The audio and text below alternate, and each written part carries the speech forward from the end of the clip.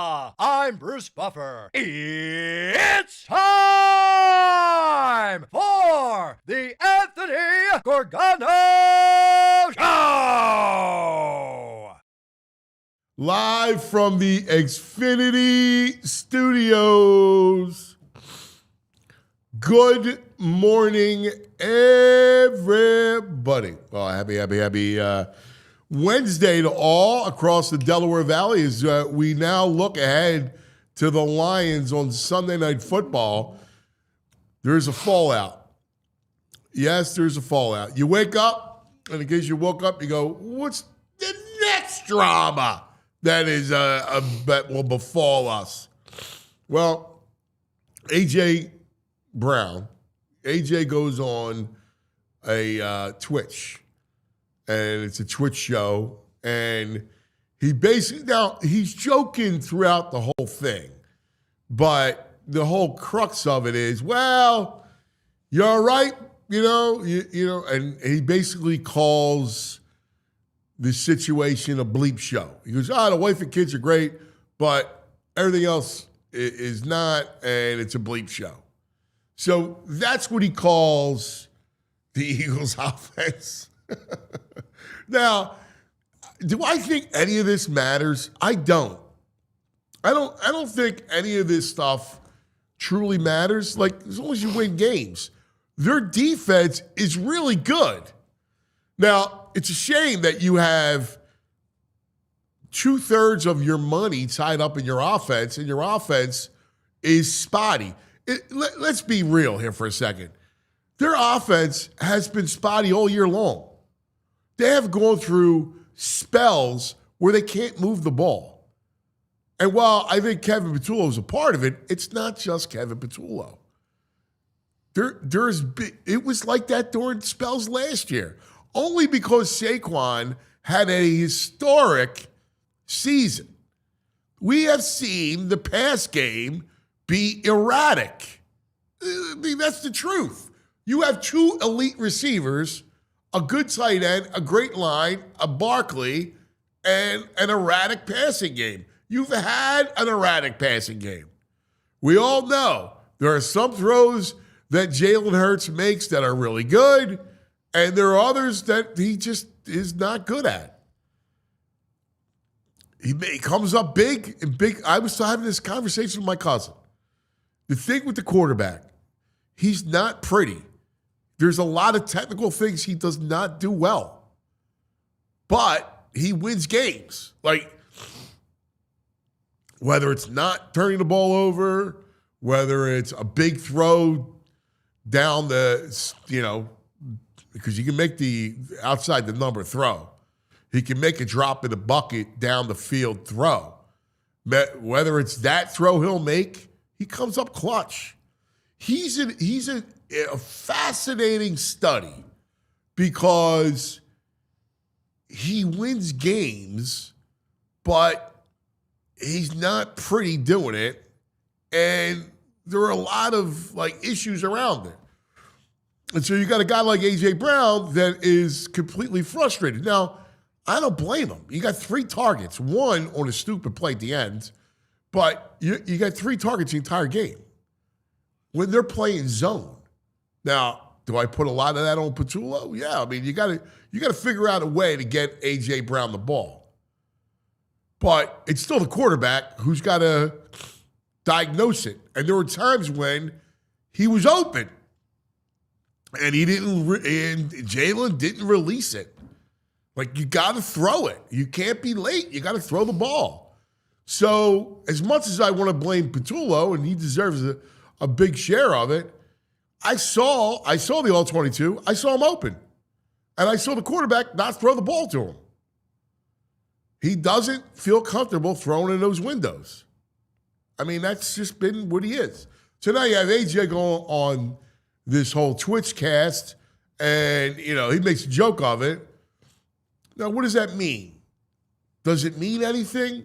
I think not. Now, for the future it will, but for this season, we've seen him be good enough offensively to get you enough to win games. They're 7-2.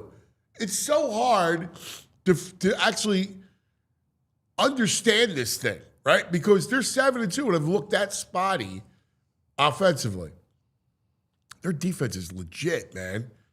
It's a great defense. I mean, look, you saw what happened. Well, you saw what happened with Jalen Phillips. Jalen Phillips is the truth, man. So, I don't see a 2023 situation because the defense was bad in 2023. It had no direction. You had a coordinator that wasn't good, that you had to replace during the season. So I don't see it. Vic is here to stabilize it. The defense is good enough to help them and make them win games. So I don't see a collapse. And as long as there's no collapse, all this noise is just noise. Good morning, VG. Like sands through the hourglass. I love it. I'm here for it. I'm on Team AJ here. He's correct. But the drama works for this team somehow. I don't know. If everything was good, I don't know how they'd handle it. They won a Super Bowl going through. It felt like more intense drama last year. There are certain people that thrive in chaos. So do you think this is an organism, this team, that is one that thrives in chaos? I don't know if they thrive in chaos, but AJ, by doing this, just keeps the pressure on them to keep, like, I don't know, we're all watching the offense now. They can't relax. They can't get comfortable. They're 7-2, but they got to figure stuff out. Their star player, or should be one of their star players, is out there calling them out on the regular, calling them a bleep show. They're 7-2. So okay, but let's be real here. Yeah. He's not calling them out. He's calling him out. Well, he's calling the offense. He's calling Jaelan out. Maybe. Stop. I mean, like that's stupid. Like, we know what his issue is. His issue is Hurts. That has been an issue. Like, for whatever it is. Well, whatever it is 3 targets, one of which was. So how do they have all this tension and then they conspire together to just go off script and do this stupid play at the end? That is what's so intriguing about this all. You would think they hate each other and then they're like, yo, yeah, let's do this. I got you. It's like, what? Yeah, Nothing makes sense. No. Here's what I want to do. I got this passing offense for the NFL, right? Here's where am I at? Passing yards. They're 7th worst in passing yards. The only teams worse than them are like the Falcons, the Browns. I don't know how Buffalo is worse than them. Oh, wait, I'm on defense. Here we go. This wasn't making sense. Here you go. These are the teams worse than the Eagles' passing yards. Lower passing yards, the Jets, the Browns, right, the Titans, right. The Ravens haven't had Lamar, right, Panthers, Raiders, and then Eagles. That's your like bottom 7 in passing yards. The Steelers have more yards. The Vikings have more yards. The Jaguars have more yards. The Dolphins have more passing yards. And you'll say, well, maybe it's because the Dolphins are always behind. You know, the Eagles are running the ball well. The Eagles are not running the ball well. They're like middle of the pack running the ball, total yards.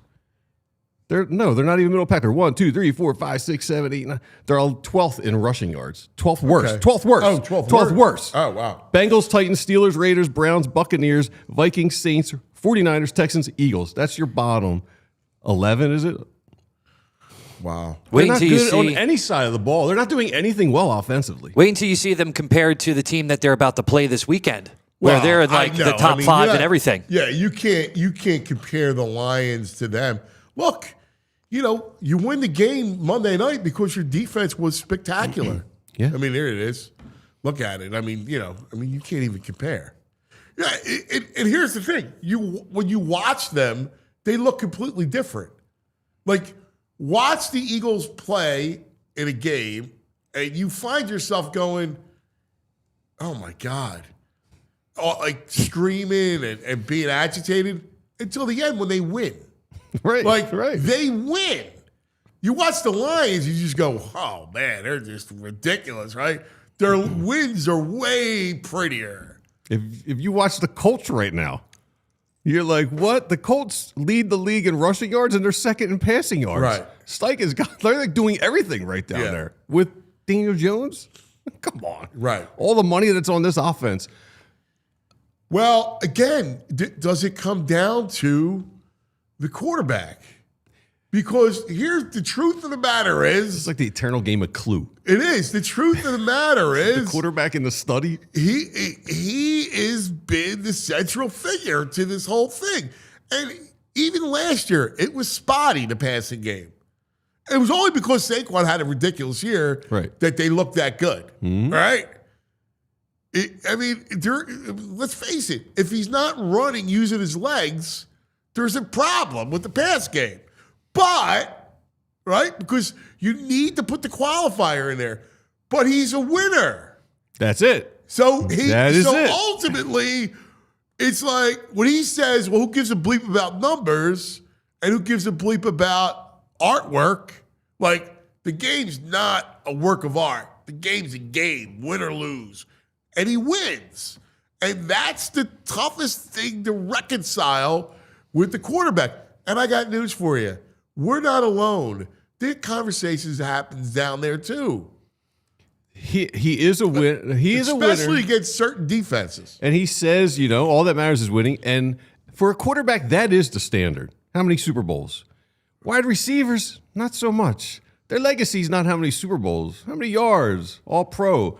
And AJ's got a disaster right now. The last 2 years, he's not even average. His stats right now, I don't know where he ranks as far as receiving right now, but he can't be in the top 50th percentile of the NFL. No. And that's where his legacy's coming in at. I mean, look at this graphic. He only has 408 yards on the year. That's outrageous. That's nothing. We're halfway through. That's outrageous. More than halfway through. That's outrageous. Right. 400. That's insane. That's nothing. 3 touchdowns? Like, come on. And Smith and Jigba gets that in 2 games. Yeah. Right. So he wants to go hang out at the, in that crowd. He's not in that crowd. He's in the James Thrash crowd right now. And that's not cool, man. He's so much better than that. Yeah. But. So whose job is it? But here's does Patullo got to find ways to get him the ball and got to do it in a way that Jaelan sees him? But, come on, man. I saw the All-22, and we'll talk to Fran coming up. I mean, because he broke it down. I saw it.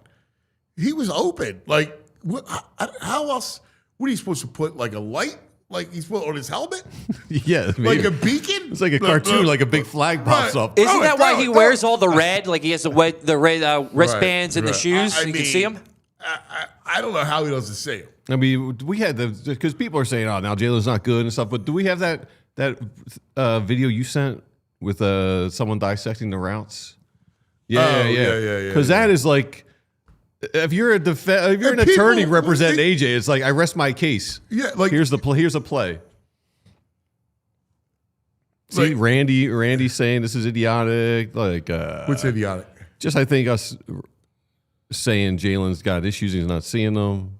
Well, if you go watch the tape, Ed Wright saying now we're saying the team has issues with Jaelan. Nobody's saying anything. We know the deal. You know it. What are you afraid to look at, chat? You watch the game. Do you not see quarterbacks? Like, do you not? The numbers tell you. Your eyes tell you. But here again, the flip side is, and no one's saying you got to go get another quarterback. Right. But we're telling you in the same breath he wins. Right. So ultimately, that trumps it. But don't sit there and say this is idiotic. If you watch the rest of the league and watch the Eagles pass game, you see it. Go watch the rest of the league and look at pass game. You got 2-star receivers, a tight end, an O-line, and an all-world running back. There's 2/3 of your money is spent on offense. They spend the most money on offense than anybody in the league. How is that idiotic? Yeah, and Ed Wright's saying we're saying people down there are questioning Jaelan. It's questioning, but they're just aware of his deficiencies, maybe. Listen, are you guys that removed from this situation? Of course they're talking about the inadequacies of the passing offense. Come on. But you guys do you guys not understand like what it's about? Like you're always doing that. I don't care if the guy's MVP, the guy walks on water, whatever it is. You're going, hey, let's look how good he is. Like How do we get him in his strength? When he was at his best, it's because he was using his legs and there are windows. Certain defenses will trick that up. And they're figuring out, how do we get him to do this other stuff? I mean, how hard is that to understand? Seriously, Eddie, no one's saying, you're taking it and going, well, they're going to go bench him. No one's saying that. They're trying to figure it out. If your passing offense ranks that worse, what is it, 7th you said? Yeah, 7th worst. 7th worst, what do you think they're doing? You don't think that they're worried about that? They're saying it's more an OC problem. But what's that, Jason? Stick your head in the sand. Listen, chat, I don't really care. You can feel the way you feel. God bless. Stick your head in the sand. Because you're not watching the rest of the league. It's not just Patullo. If I'm looking at film and A.J. Brown's open and he's not throwing the ball, well, whose fault is it? That's Patullo's too? He's supposed to throw the ball and cook the offense? I'm not telling you he's any good. Like, he's some great OC. But give me a break. The kid is missing guys. If you can't see that, then I don't know what to tell you. You're just blinded by fandom. Here's Jason Avant breaking down one play. Jason Avant's been pretty good on some of his work this week. Eagles versus Packers. Eagles offense left a lot of meat on the bone. Let's look at this third down. Stick concept here. Dallas Goedert to the stick. Jahan Dotson to the flat. They're in man-to-man, man-to-man. This concept is built for zone. Stick concept, cover 2, cover 3, built for zone. This concept up at top, A.J. Brown, 5-yard in. Devontae Smith, 10 to 12-yard out. This is a man-to-man concept. The Jaelan should be up here at the start of the play because the pre-snap read told him that this is man-to-man coverage. This is a zone concept. This is a man concept. I'm going to start up here. Jaelan doesn't do that, and therefore there's frustration from these guys at times. Also, Carrington Valentine sits on everything. Much like Cordell Flott in that first game where he almost had the pick 6, this will be the same thing if you keep playing with this dude. It's on tape. You have to know who he is and do double moves on him before you can throw in front of him. Let's look at it.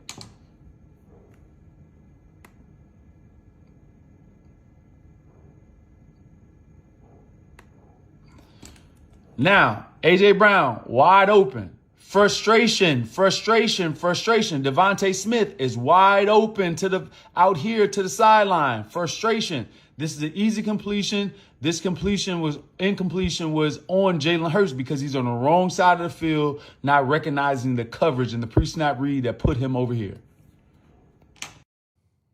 I mean, I think that happens more often than not. Well, it does. That's the truth. But just because he misses on a play doesn't mean that I'm saying he needs to be benched. No one's saying that. But the idea that he's infallible is stupid.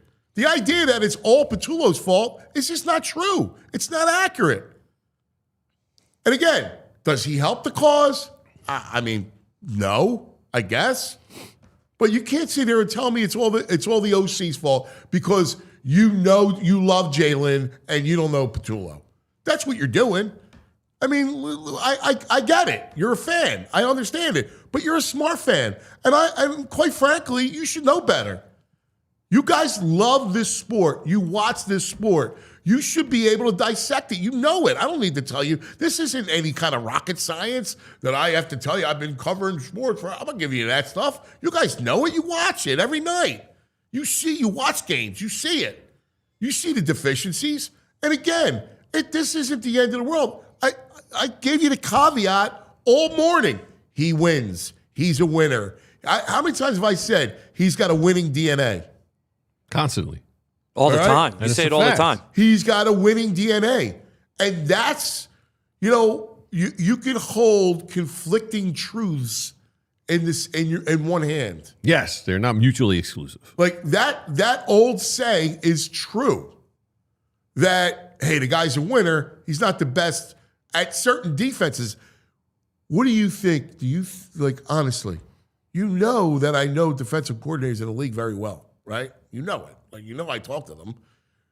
I'm always curious about the strategy and how the tack the teams take. a zone is a problem for him. That is I don't know what it is or why it is. My belief is he won't let it go, that he's afraid to turn the ball over. He doesn't want to take a chance, right? And maybe that's because of Sirianni and how they've coached him. You know, you want to give him an alibi. Well, he's never been let loose. All right, there's your alibi. If you want to just carry the buckets for Jaelan, okay. His whole career, they have been like, don't turn it over because of what happened a couple years ago, and even the first part of last year. So they say, and then what happens is you then train a player to play timid, afraid, how do you want to call it, right? Conservative, if you take a different word. Cautious. Right? Like all that stuff. And so he doesn't throw it. And then what happens is your offense stalls. Again, he's got strengths that are really good. He throws a great deep ball. Right? He does. He can move. The throw he makes on the run to, what's his face, the running back, Shipley, was a great throw. Oh, man, Down, yeah. That was great. Like, it was a great throw. Like, you know, there are throws that he makes, so no one's telling you he's not good. But you got to own it when you're looking and guys aren't open and A.J. Brown's upset and calls it a bleep show. That's not the media making it up. All right, let's take care of some business. Let's also say they are second best odds to win the Super Bowl. So, Well, again, yes. what did I begin with? Yeah. Their defense is a Super Bowl defense. Their coordinator is a coordinator that can help them keep everything together. That's the truth of the matter. And I think Jaelan not turning the ball over helps a good deal. That's Okay. important. But you're going to win because you're going to have games like you had Monday night. Yep. Because Jalen's got winning DNA. And because, why? Because their defense is ridiculous. That's why. I mean, we'll fight all day long. I can't. We're not fighting. I don't care. I can't be disingenuous, chat. I love you guys, but I'm not going to be disingenuous, and I'm going to call it the way I see it. I mean, that's the truth, and I think you guys should know better. Quite frankly, I don't pander to you. So one more thing. Randy's got Hurts EPA versus zone. 2022, he was 8th. 2023, 18th. Last year, he was 7th. This year, he's 24th. So when he's saying when he has good coordinators, he's 8th and 7th against the zone. Watch the freaking game, dude. Watch the game, Rand. Watch it. We have good coordinators. The pass game struggled last year. What happened? You won because of Barkley. And then 2 years ago, when you were talking, what was it, 2022? 2022. In 2022, they were playing them different. So, Randy, all kidding aside, here's what they're doing in 2022. They were running RPO stuff all day long. And when you run RPO play action, they were struggling because Jaelan was such a big part of the run game. They were struggling to defend it. I talked to Spags about that. And what happens is guys are wide open. Windows are wide open that way. That's what happened. It's nothing to do with the coordinator. It has to do with the fact that they were running RPOs and the league hadn't seen it. And the result was wide open throwing windows. Can you remember? Go back and watch it. It's on YouTube. You can see wide open guys.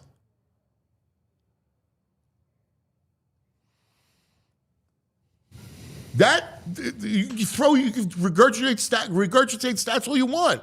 Look at the football part of it. And again, this doesn't mean I'm telling you he can't play, can't win, stinks, none of that stuff. All right? But to fix the offense going forward, he's got to figure out a freaking zone defense and to throw the ball. But is the lack of RPOs a coordinator thing or a quarterback? Oh, they adjusted. They adjusted. They were running RPOs. That took the league by storm. And then all of a sudden, defensive coordinators adjusted, and they started to crash the edge. Once you start to crash the edge, and all of a sudden you figure it out. That's why you had trends. That's why fullbacks come back. That's why spread. That's why West Coast. There's trends every year in football because it's like cops and robbers. The minute the cops figure out how to stop you, the robbers think about something else. That's what it is. What else? No, that's it. No. No, I like the Yeah. I wish you guys, I you wish should they come could call in. Or, Zoom in or Actually, call call in. in. Yeah. Give him your number. I'll spend 11 from 11 to 12. We could just talk. Yeah, if you guys want to call in, you just email me, andrew@allphly.com. And I'll give you a link. You can hop on here and talk to Cuz, and you can argue your point about what you think Jaelan is doing and what Patullo is not doing. Yeah, it's not an argument. It's just healthy discussion. Who cares? It's an argument. All right? It's a sports argument. I got no problem We're with allowed to argue argument. here. It's a sports argument. Listen, I don't need to be some ninny and get my. I have no problem arguing. It's fun. All right, we love sports. Yeah. All right, like I don't need to. We don't need to couch it any other way. It's an argument. You think one way, I think another way, and we can argue it. And I think it's healthy. I think that's what's wrong with our freaking world is that you can't debate without hate. Agreed. That's a problem. We should be able to exchange a difference of opinions without hating on each other. We should make this. I have no problem. I would love for you guys to call up and talk it out. Randy, call up. I love it. I'll invite you in. We can talk about it. I love you guys. Just because we see it differently doesn't mean I don't love you and appreciate you guys. And this is how I've always done this job. I've been doing this job for 25 fucking years. Yeah, I cursed. All right? I've been doing it that long. All right? We should make this a segment. It should be Cuz versus the chat. All right? Whoa. All right? I've been doing this a long Whoa. time. All right, everyone dial it back now. Everyone breathe. It was out of hand now. All right? Yes, I cursed. Whoa. I cursed on purpose. Because it's, I can get away with it. It's not the radio. There's a reason why I believe that. Can we do a read, please? A what? A read. Let's do it. All right, here we go. What are we doing? Cherry Hill Mitsubishi? No, yeah, Cherry Hill Mitsubishi. Let's do it. Let's do it. Because you know what? Mitsubishi's Motors is number one in customer satisfaction with dealer services among mainstream brands and SUV owners. That's not me saying it. That's J.D. Power. If you're looking for the most affordable 7-passenger SUV in America, CherryHillMitsubishi.com has you covered with the 2025 Mitsubishi Outlander. Take advantage of their year-end sales event, 0% for 60 months APR financing on the entire 2025 Mitsubishi lineup for PA residents only. It's such a great deal. My God. 10 years, 100,000-mile powertrain, 2 years of included limited maintenance, 5 years roadside assistance. It's incredible. Why settle for a lesser warranty and be on the hook for costly repairs down the road? It's the best. All right, stop in today. You tell them I sent you. You're going to get the Cuz discount. It's going to be ridiculous. All right? Drive home your new Mitsubishi today. Just minutes from all bridges. Available online, cherryhillmitsubishi.com.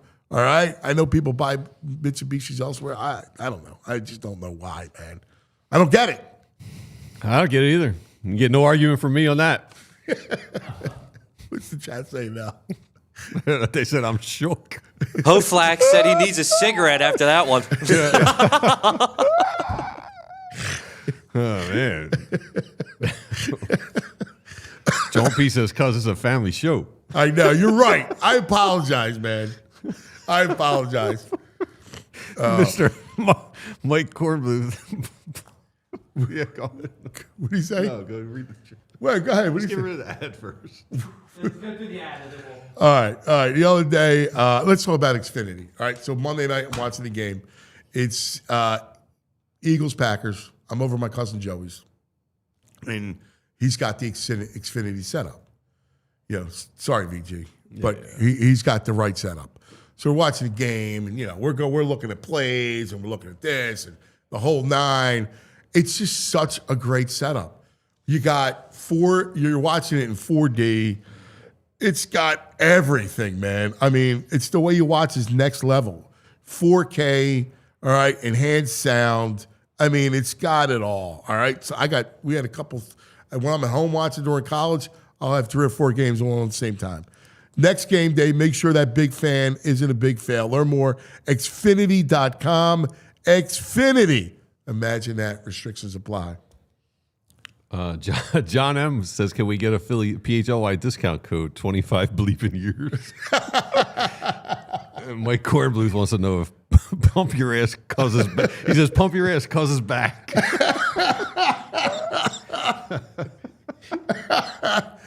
Pump your ass! I remember saying it. Somebody told me to pump my brakes about something. Oh, my God. Plus, I'm sick. Oh, that's funny. Thanks, guys. Appreciate it. You need to get that. He's got it. Not feeling great, so. No excuses. Listen, Sorry. I apologize. I cursed because I wanted to curse. Sorry if I got you sick. No, I don't think it's you. I think it was Jules. Julie had the sinus thing, I think. Yeah, I think it's She Jules was got my all over the sinus. place with that. So Yeah, I don't don't think it was you. she was Andrew. she was the spreader. All right, who do we got? We got our man EJ. Yeah, sure. He's ready to walk into this. Now entering Thunderdome, EJ Smith. Here he comes. From the old PHLY Bird Show, my main man, EJ Smith on the Xfinity mobile call-in line. Give me that E, give me a J, give me an EJ, give me that EJ Smith. The Big Deal, presented by Cherry Hill Mitsubishi, a folk auto dealership. That's right. The Big Deal's AJ, and the latest with AJ. Good morning, EJ. Good morning, guys. There's a lot of energy in the studio today. You're dropping F-bombs. We're yelling about it. Is it the scheme? Is it the quarterback? We're calling Julia patient zero. I love the energy here right now. Poor Julia. I know. It's terrible. It's terrible. Hey, it's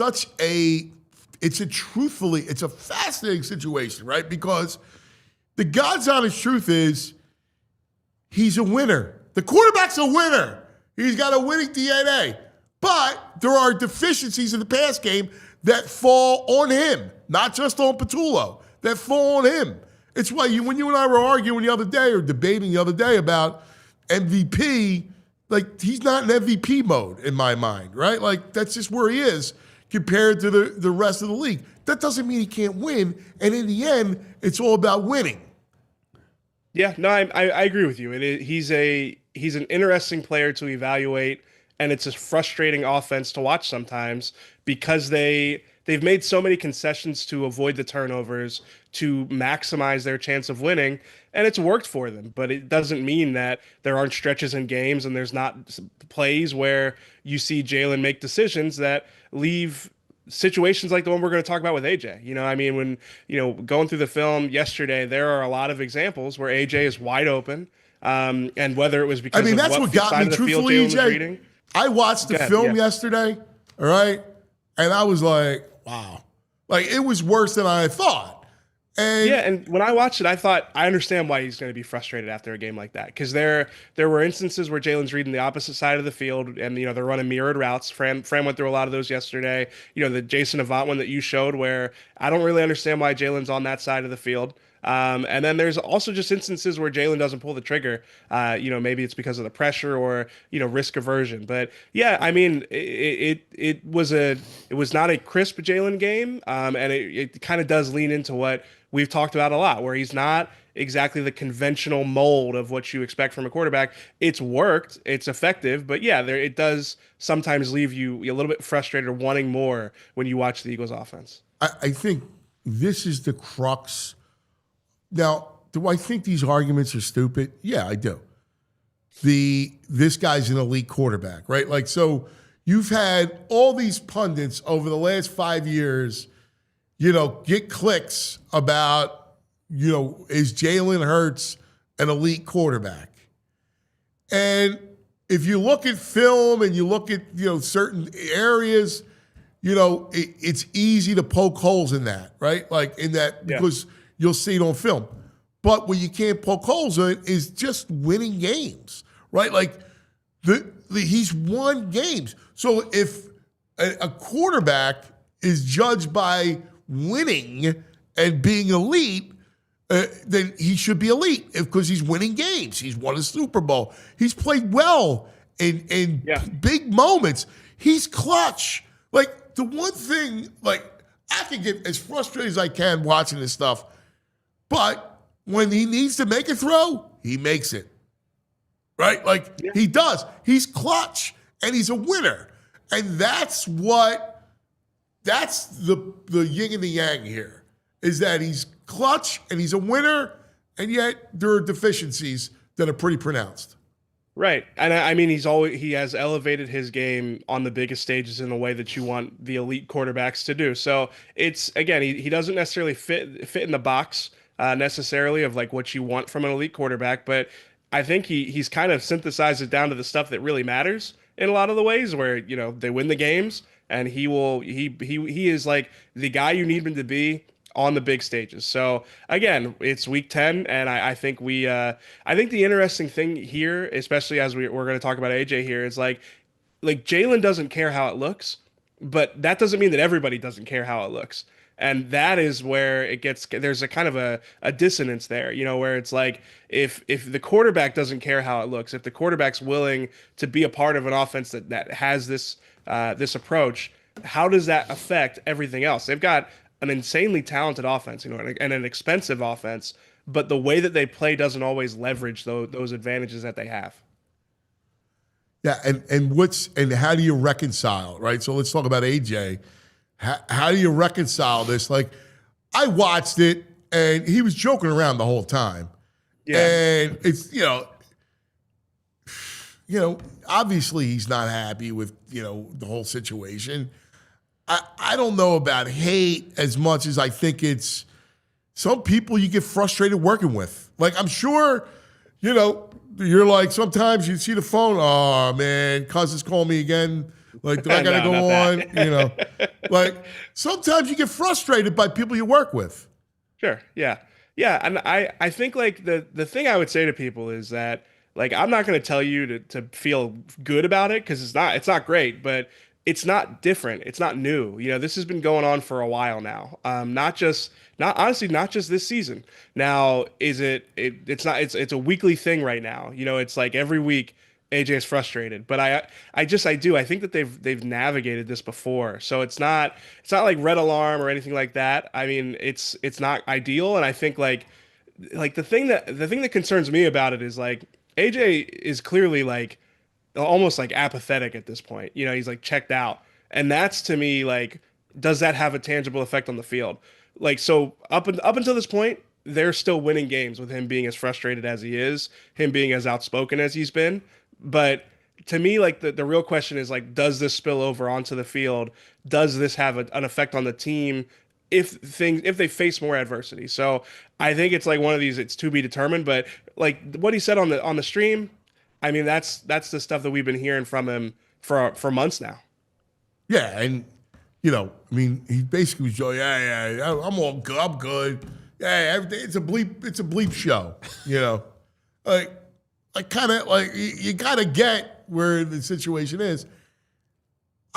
I think this is a Super Bowl defense. I think you got a Super Bowl coordinator in Vic Fangio. And I think they're impervious to it. Now, doesn't mean they're going to win the Super Bowl, because see what happens. But I think they're impervious to this AJ kind of thing going on.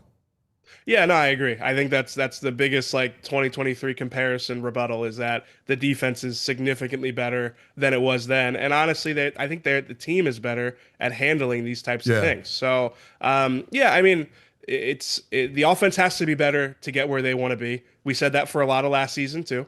I think the AJ dynamic here, is fragile, but probably not quite as fragile as it is with the public perception. I don't think that there's like red alerts every single time that AJ does these types of things. I think that there's tension. I think there's frustration. But again, I think that those are things that have been around for a while now. And, every time this thing bubbles up, Jaelan answers the bell. This isn't new. Look, having a game where he just doesn't play well, and we all sit there, everybody looks at the film and goes, "Oh my God, that was awful." The next game, he plays perfect. How many times have we seen that?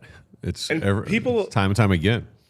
Yeah, people aren't going to like to hear this because, listen, it's the messenger and the message, but that's part of why AJ does this, is because he wants to hold guys accountable. He wants to be the bad guy in the locker room. You can disagree with it. You can disagree with what he's doing. I mean, I'm not sitting here to tell you it's justified, but I do know that, part of the reason AJ does these things is because he wants that side of Jaelan. He wants that side from the Eagles offense. So I'm sure that's a part of this. I was honestly surprised with how he was after the game.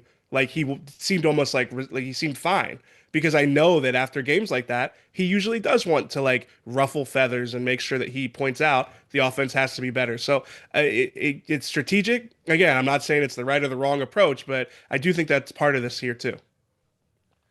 I mean, I like that about it. That's what I was saying. He makes the offense uncomfortable. They have to keep trying to improve as it goes on, even though they're 7-2. And I think when he says this is a bleep show, again, I'm looking at the total offensive stats in the NFL, and they're the only teams that are worse than them. There's not a playoff team in the bunch worse offensively. Maybe the Steelers. The Steelers, if they somehow win the division, which I don't think they will, they would have a worse offense than the Eagles. But other than that, everyone that's vying for playoffs are far and ahead of what the Eagles are doing offensively.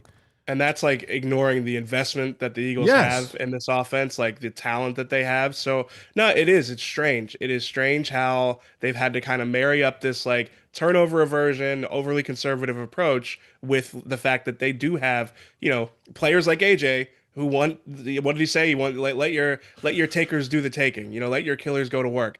That's not the Eagles offense right now. And he's been advocating for it all season. He told me a month ago that he feels like he's fighting by himself.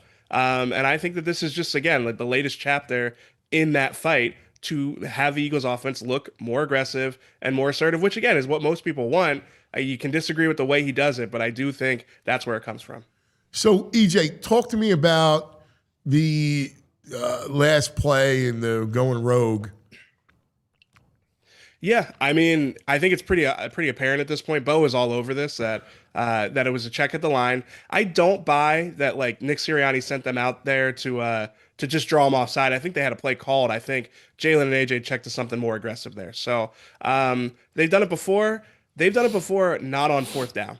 I don't think that argument really holds that much water. Against the Browns, that was a second down, deep shot. Against the Vikings a couple of weeks ago, that was on third down. They've done it before in key situations, but in that fourth down scenario, I know Nick Sirianni's not going to say much about it because he will cover for his players in those types of scenarios. But I think that was Jaelan and AJ Brown making a check at the line. Yeah. I think they just guessed wrong because there was no man. Yeah, there was no man. There was no. They weren't in man coverage on the outside. Yeah, no, it's strange for that reason. And I've seen a lot of people dissecting the last play and should AJ have fought for the ball more? To me, it's ball placement. I mean, you could say AJ needs to fight more inside, but that ball's got to be high and outside if AJ's gonna have a shot at it. So and I think but that all kind of shows it's a low percentage throw. It might be Jalen Hurts and A.J. Brown, but it is still a low percentage throw, which is why you don't do it on a 4th and 6 if you're going to give the other team a chance to tie the game. Well, you ultimately, I blame Sirianni because you don't go for it. You punt the ball. You don't send your offense out there. Yeah, you don't give them a chance. What concerns me the most is in the news conference, he doesn't even suggest punting. What did he say yesterday? So we didn't hear from him yesterday. We heard from today. I'm sorry, today's Wednesday. Yeah. You'll get him today. He's got to talk about punting the ball. He didn't bring it up. Yeah, no, and it's strange that wasn't part of his evaluation post game because To me, that's the only decision. It was weird. It's like, again, it's like the analytics actually tell you to punt there. Like, it's a rare case where the analytics are telling you to be more conservative there, which is it confounds me. They were so conservative all game. 27 seconds left in the game. Like by the time you get the ball, like of course, every and yard you run time off the clock matters. with the Like, punt. Yeah. God forbid they complete the first down pass to Watson. It's a tie game. Yeah. Makes no sense. Yeah. Tell us about Jaire Alexander and where that came from. Yeah, it's strange. He's stepping away from football is what I heard. He informed the team yesterday. Obviously, they didn't have much of an idea about it. You could kind of get rumblings going into the weekend that something was off. The fact that he didn't travel with the team. The word I heard from the team over the week was that it was more of like a knee, like letting him recover from that knee injury while also getting acclimated with the defense. But obviously, he's somebody who's been dealing with this knee injury for a long time, and retirement's not off the table for him at this point. So it's been a strange year for the Eagles. This is now two guys that have retired mid-season, and they had Miles Jack a couple of years ago who did the same thing. So definitely a weird trend that's developing here. But yeah, again, the sense I got was that it kind of caught the team by surprise, and that it was a little bit of a strange situation. Yeah, bizarre. It feels right? weird. Like it feels wrong. They should get their draft pick back and get a 24-hour I did window check to on make that. another That's trade. That's not going to happen. I know, but that's what it feels like should happen. Like, The that Ravens comp- had to know something was up. That comp, you can't petition. Somebody told me you can petition the league to get it back. Okay, I checked on it. I heard that it doesn't sound like it, but maybe there's something. I mean, it is strange. It's like the guy was there for 10 days and then retires. So it's a small, obviously, like just to remind people, like they traded a 6th-round pick in exchange for Jaire and a 7th. So it was a pick swap, but still, to expend any draft capital to have a guy in your building for less than 2 weeks is definitely a tough one. Nobody does that to the trade father and gets away with it. That's right. They'll The trade pay. father's got to They will answer. pay. That's right. It is weird though. So you've had two guys retire and one guy unretire. Right. Yeah, so they're net -1. Yeah, they gotta call Kelsey, see if they can get Kelsey to Right, even it will back be out even. there or Let's something. go, Jason. Come back. Oh my God. All right. Hey, EJ, can I get you? Because there's some people in the chat I forget. You got corrected. I don't know what it is. It's the chat. Yeah. I gave up on that one. If you got to rank the issues right now offensively, where do you go in order? Patullo, the offensive line, or Jalen Hurts? It's a good one.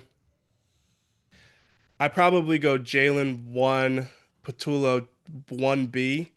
I know it's a little bit of a cop out. I think it's close, but I think that if Jaelan makes a couple reads differently in that second half, like the offense looks like the first half, it felt like they didn't have a lot of answers against what Green Bay were doing, but they came out in the second half with a lot of answers, and it felt like that was where a couple miscues from Jaelan really kind of just kept the offense in neutral there. So I probably go Jaelan just slightly 1A, and then Patullo 1B.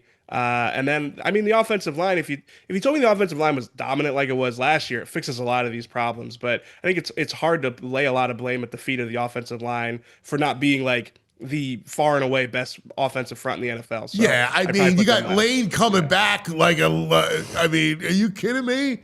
Like, Yeah. Warrior, right? Like, I can't blame the O-line. Listen, Yeah. Patullo, without a doubt, I agree with your assessment, the 1A, 1B. Like, it's the same. It's not all one, it's not all the other. I mean, Right. there's and throw Sirianni in there too because of his conservative nature. One of the things that I think has got Jaelan in this habit of not throwing it and throwing it late and second guessing himself throwing the ball is this notion of Sirianni made him that way. Like, can't turn the ball over, Absolutely. can't turn the ball over, can't, like, it works, but it also hurts his what's your natural as a quarterback? You see it, you throw it. You're not thinking. And I Yeah, think get into the Sirianni rhythm. put the Yep. seed there. So Yeah, no, here you you're go, absolutely chat. right. It's Sirianni's fault. Hey, no need to bring Nick into this. He's got the third or second best winning percentage in modern football. Relax. Bo always says like all they do is win, but they're the most miserable team in the NFL. Right? It's amazing. It's great. EJ, thank you, brother. We love you. Yep. Thanks for having me, guys. Talk All right, soon. here he is, EJ Smith. All right, let's switch gears because, wait, let me go to the chat. Yo, Kelly Oubre had a big rebound last night. All right? Had a nice shot, dude. He won the game. Game winner. All right? He won the game off the chat. Also, there was some news about Joel Embiid's other knee. I know, of course. So to discuss it, we love him to death. He's the greatest. And he just had a birthday. Yeah. I want to wish our boy Kyle Neubeck a happy birthday. My brother, happy birthday, buddy. Did you celebrate on the Xfinity mobile call-in line? I did. The Sixers, all these back-to-backs they've been playing, the one upside of it for us was we got 2 days off in a row end of last week, so was able to celebrate then. That was a very appreciated part of the schedule. Thanks, buddy. Thanks, brother. You're the best. You know how much we love you here. I love your work, and you do such a great job. Sorry we're a little late. I've been off the rails today. So Listen, we're all off the rails, Anthony. It's part of the business, I suppose. yes, I am. I'm off the rails talking about the Eagles. Let me ask you about Joel's other knee and the worry factor there. What's your worry meter? I mean, I'm as worried as I always am about Joel Embiid. You kind of have to go in with a base level of, boy, this could go wrong at any given time. I think the good news is that there was no structural damage, was the word out of Nick Nurse and the team last night after they got some scans on it. So the hope is that this is just a minor thing. Like maybe this is a symptom of scaling him up and getting him back to full fitness. Honestly, Nick Nurse's thing that he ended on with Joel Embiid last night was saying that because his conditioning has gotten better, because his rhythm has gotten better, it's imperative to him to get him back on the floor sooner than later so that they don't lose that and end up in the situation they were in last year where it just felt like they're trying to grasp onto sand falling through their fingers. So hopefully he's back sooner than later. They did not rule out that he could play Friday against Detroit. So maybe this is just a quick blip and back to the floor. Paul George is the weirder one. That's a saga that just won't end. Yeah, I expected him like 10 days ago. What is going on? Anthony, I said on the post-game show last night, you know the movie Blade Runner, how it's the director's cut, and then there's the final cut. And it's just new versions just keep getting released because Ridley Scott decides, I got a new vision for this movie now. Paul George has been through about 2 or 3 now. It's the final step of his return to play program, according to the team. So what we need right now is apparently strengthening of Paul George's left quad because the doctors are saying the knee looks good, but they want to make sure that the muscles around the knee are properly supporting it. I am not exactly sure why that was not being achieved over the last month or two. You see that part of rehab? Your natural rehab that's is what exactly I mean, right? that. Strengthen the muscles around your knee. That's called rehab. So I'm a little confused as to why. I had a torn ACL. But or Rothman. Here you go. Rothman orthopedics. Right? Like maybe we need to get Rothman on the case here. I don't know, Anthony. But if I'm trying to bring some logic into this and read between the lines, because they have this stretch here where it's just one game in the next 5 days, they'll get at least 2 practices in. That should allow Paul to be full go in these practices, do whatever kind of basketball activities he needs to do, 5-on-5, contact, all that good stuff. If he is not on the floor in their game next Monday, I'm done asking questions about Paul George. I can't take it anymore.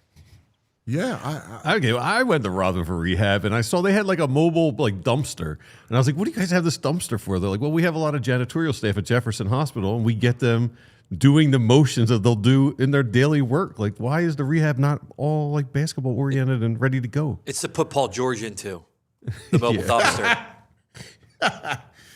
Kyle, all right, rest of the squad. Give me your assessment now. That was a good gritty win last night. So last night was the first game I think you could say they won with defense. Yeah. The offense was not good for vast majority of that game. Justin Edwards excluded. He obviously had a great game. That's Devon's guy. Justin Edwards. He always loved Justin Edwards. So Justin had a brutal summer league, brutal preseason. And we talked to Nick Nurse a bit about him after the game last night. And he said, look, I love that kid. And Justin told us that Nick came to him about a month ago as he's in the midst of a long period of struggles this whole offseason. And Nick apparently went to Justin and said, I don't want you to worry. I want you to just keep doing what you're doing. Your time is going to come. I'm not worried about you at all. And his teammates after the game last night said, Justin keeps coming in every single day, getting extra shots in, putting his work in, that it has not changed his process at all. And so, credit to Justin for stepping up in a big moment last night. But, by and large, I think people got to be very happy with this team. If they could just figure out a way to eliminate the third quarter from NBA games, I think they would probably be the greatest basketball team. They got to play periods like hockey. I think it would be perfect. It's crazy. It's crazy. What do you see, Kyle? What's going on in the third quarter? Well, because it's been something different game to game, I tend to think this just means it's a young team that does not quite have enough experience and talent yet. And so when they're up against teams with more experience, with talent that has rounded into who they are, so to speak, they're getting hit with a counterpunch and they don't really know how to handle it. Playing a solid 48 minutes where you're just good all the way through is very difficult, especially in today's league where you could be up by 20 points, team hits 3 or 4 threes in a row, and all of a sudden it's a game again. So I think the Sixers have leaned on that a little bit, saying it's a game of runs and they always end up coming out ahead in the fourth quarter. They've been the best fourth quarter team in the league by a lot, and I think they're trying to focus on that. Last night, I think, was an example of the offensive process was really bad. I brought it up on our postgame show, but Luka Garza couldn't defend, I think, either of you on your show's panel today. And they didn't ask him to come up and defend basically any ball screens during his minutes in the third quarter. So Boston gets all the benefits of having him in the game, which is rebounding, putbacks, just like being a pest around the rim. And they don't get any of the drawbacks. They're not challenging him defensively, making him play in space. So I think that's one of the things, right? They have to come out with a more focused game plan, a better understanding of who their opponent is coming out of the third quarter. But it really doesn't make a lot of sense when you consider that the next quarter, which is the toughest and most important quarter, they've been better than everyone else by a lot. It's just awful. Yeah. Hey, Kyle, just with VJ, because, scouting reports out on him now. He's getting a little more attention, and we're seeing some of the things we expected, like difficulty finishing at the rim. He's come back down to earth. How is he handling it? He's like 11 games in. How's he handling the grind and having a little bit of a struggle right now? Well, I do think his teammates and even VJ himself have said he's tired right now. They've played a lot of games in a short amount of time. Andre Drummond said after, I guess it was Sunday's game, that he hoped VJ didn't get out of bed until 6 p.m., that says a lot about if your teammate is looking at you and noticing how tired you are. I don't think that's a very good sign. Now, that being said, I do think his struggles are not all due to just, hey, he's playing a ton of minutes. I think to your point, VG, the scouting report on him in college was, the finishing is an issue. We'll see about the shot, but also that pressure defense is something that can get him out of whack. And I think after conceding space to him early in the year, Boston in particular, who likes to play pressure defense, has gotten into his chest and tried to make him go through people. He hasn't exactly taken up that challenge yet. splitting double teams and dealing with double teams is something he still has to figure out. So there are a lot of things that are concerns or at least question marks that we had coming into the season. I think the great news is when it's been winning time in fourth quarters, late in games, he's out there making plays, and he has not backed down from an opportunity. Yeah, I love that big kid, shot. man. Dude, He hits a block last night. Dude, I love that kid. That kid is going to be such a star. He's such he balls out, man. It doesn't matter if he's 3 for 12, 2 for 15. Like, he busts it all the time. I love his mentality. They got it. God bless them. They got it right, man. They didn't overthink That's it. something, Anthony, that we've seen the opposite in a bunch of Sixers prospects. Oh, right? yeah. I think the most notable example is Ben Simmons, but obviously the Markelle Fultz saga as well. That there are guys that once you get them in a hole during a game, the mentality is not there to say, all right, I'm 3 for 10, but I'm going to go 4 for 11 by hitting this shot late in the game. So the fact that he's been able to hit some of these big shots, while also on the other end, I think improving game by game, I think his play-to-play defense has gotten better. He's not taking as many bad fouls. He's doing a better job tracking guys over screens. He obviously is an incredible athlete, so he can make plays like that block on Jaylen Brown last night. I just think once he pulls out of this shooting slump and once he figures out a few things offensively, combining the guy we saw early in the year with the defender we've seen more recently, sky's the limit for him. Can we get a breakdown today of how his athleticism let him make that block without getting any of Jaylen Brown's hair on his uniform at all? There were some hairline chants at the Xfinity Mobile Arena last night. I love it. This is quickly becoming a big storyline in the NBA. Hairline. Love it, love it, love it, love it. Oh, man, that's great. All right, my brother, we love you, buddy. Thank you so much. Happy birthday, belated birthday. Happy birthday. Did you get my text? I did. I meant to reply to it last night, but I didn't get home from the arena until like 1 a.m. I didn't felt want to bad. text you in the middle of the night. I felt bad. Like, I missed it. And I was like, oh, my God, it was Kyle's birthday. I meant to text him. So, Anthony, once you're in your mid-30s, none of these birthdays mean it. Just means I know, that you made but it I another just year. wanted you to know how much I love you. That's all. That's And I appreciate it, and I feel that. So thank you, fellas. Yeah, you're the best. Thanks, Kyle. See you, brother. See you guys. Don't forget to watch Kyle all PHLY Sixers with the great Derek Bodner, the great Devon Givens. They do I'm so proud of that Sixers show. Best coverage in Flyers town. show, Eagles show. Like we do. I love our guys. Phillies, Tyler. Couple things, and we got our man. I love Sielski too. We got Mikey coming up in a minute. So he's meant for these. Oh, I mean, did you see the headline of his piece? No. Let me see. Eagles aren't perfect, but they're pretty great. If only everyone around here could learn to enjoy it. Yeah. I like that. I like that from him. That's a good one. Well, it's a good theme. Yeah. It's a very good theme. All right, let's take care of some business, and then we'll talk to Mikey. Hey, if your home needs a little TLC, maybe you're dreaming of a big vacation, Europe, maybe you want to hit the road, see a Philly sports teams play. Well, listen up. TrueMark Financial's HELOC Select just got even better because rates have dropped, making it more affordable to put your home's equity to work for you. So you need a new kitchen, a roof repair, maybe knock out some high-interest debt. Well, with the TrueMark HELOC Select, you can access your cash all at once for a big purchase or big event, or just access it when you need it. You get total flexibility like a good offensive game plan. Make it happen today. Visit one of TrueMark's 24 branches or head over to TrueMark.com/PHLY and get in the game today. TrueMark is federally insured by the NCUA. They are an equal opportunity lender. NMLS 404938. TrueMark.com/PHLY. All right, let's talk about the BetPark Sportsbook online casino app. Do me a favor, VG. See what the line is for Sunday night. That's going to be a fun game. And you know what? The Eagles are going to win the game.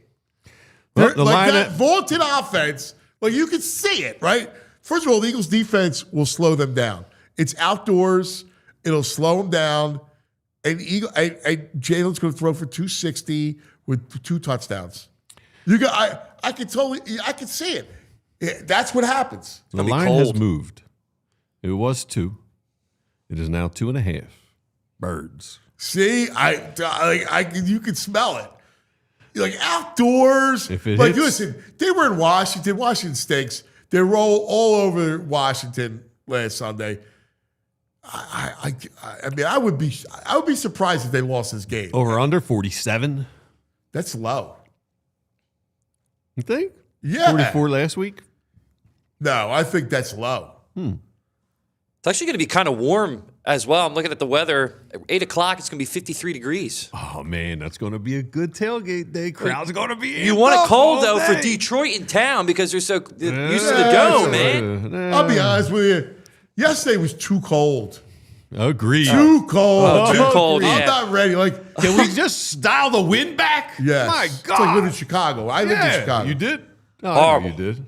It's windy, right? Is that why they call it the Windy City? Yeah. Yeah. Yeah.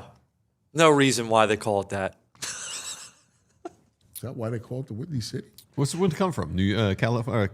Canada? Canada? Florida. It's a big Canadian wind Yes. off Lake Erie. Off the is it? lakes, Well, man. Lake effect. Yeah. The lake effect snow. You ever seen that? Crazy. I've seen It'll videos. snow 2.5 feet from just the moisture that comes from the lake into the atmosphere. Yeah, why do people live there? It's crazy. Oh, it's brutal. There were times when I was first started in Chicago, there was I remember walking from the old Chicago Stadium where the Blackhawks would play and the Bulls would play, right? So I'm covering a Jordan game, and from my walk, it was like a couple blocks to the media parking lot. Like really, like 2.5 blocks, and like you'd walk it, and I never forget not feeling my nose, and my eyes were like frozen, like my eyes, like you just froze. It was the coldest I've ever. I remember thinking, "This is hell." Yeah. Like it was awful. You know what's not hell? The Bet Park Sportsbook Online Casino app Sure is isn't. heaven. It's so much fun. There's always another way to win, right? You got all your hoops, your hockey, college basketball. It's all right there. Check it out on the app. And there's always another way to win, like live dealer blackjack and roulette and all the great casino games. Your 3 wishes. yes. I got Gobblers Gone Wild, turkeys, a little turkey day. There you go. New customers get up to $1,000 casino bonus back and 250 free spins on Tree Wishes. I like A those. Bet Parks exclusive. All right. Got to be betparks.com is all the details. Got to be 21 in PA, New Jersey, Michigan, Maryland, Ohio. Gambling problem, call 1-800-GAMBLER. Now, let's go to our man, Mike Sielski.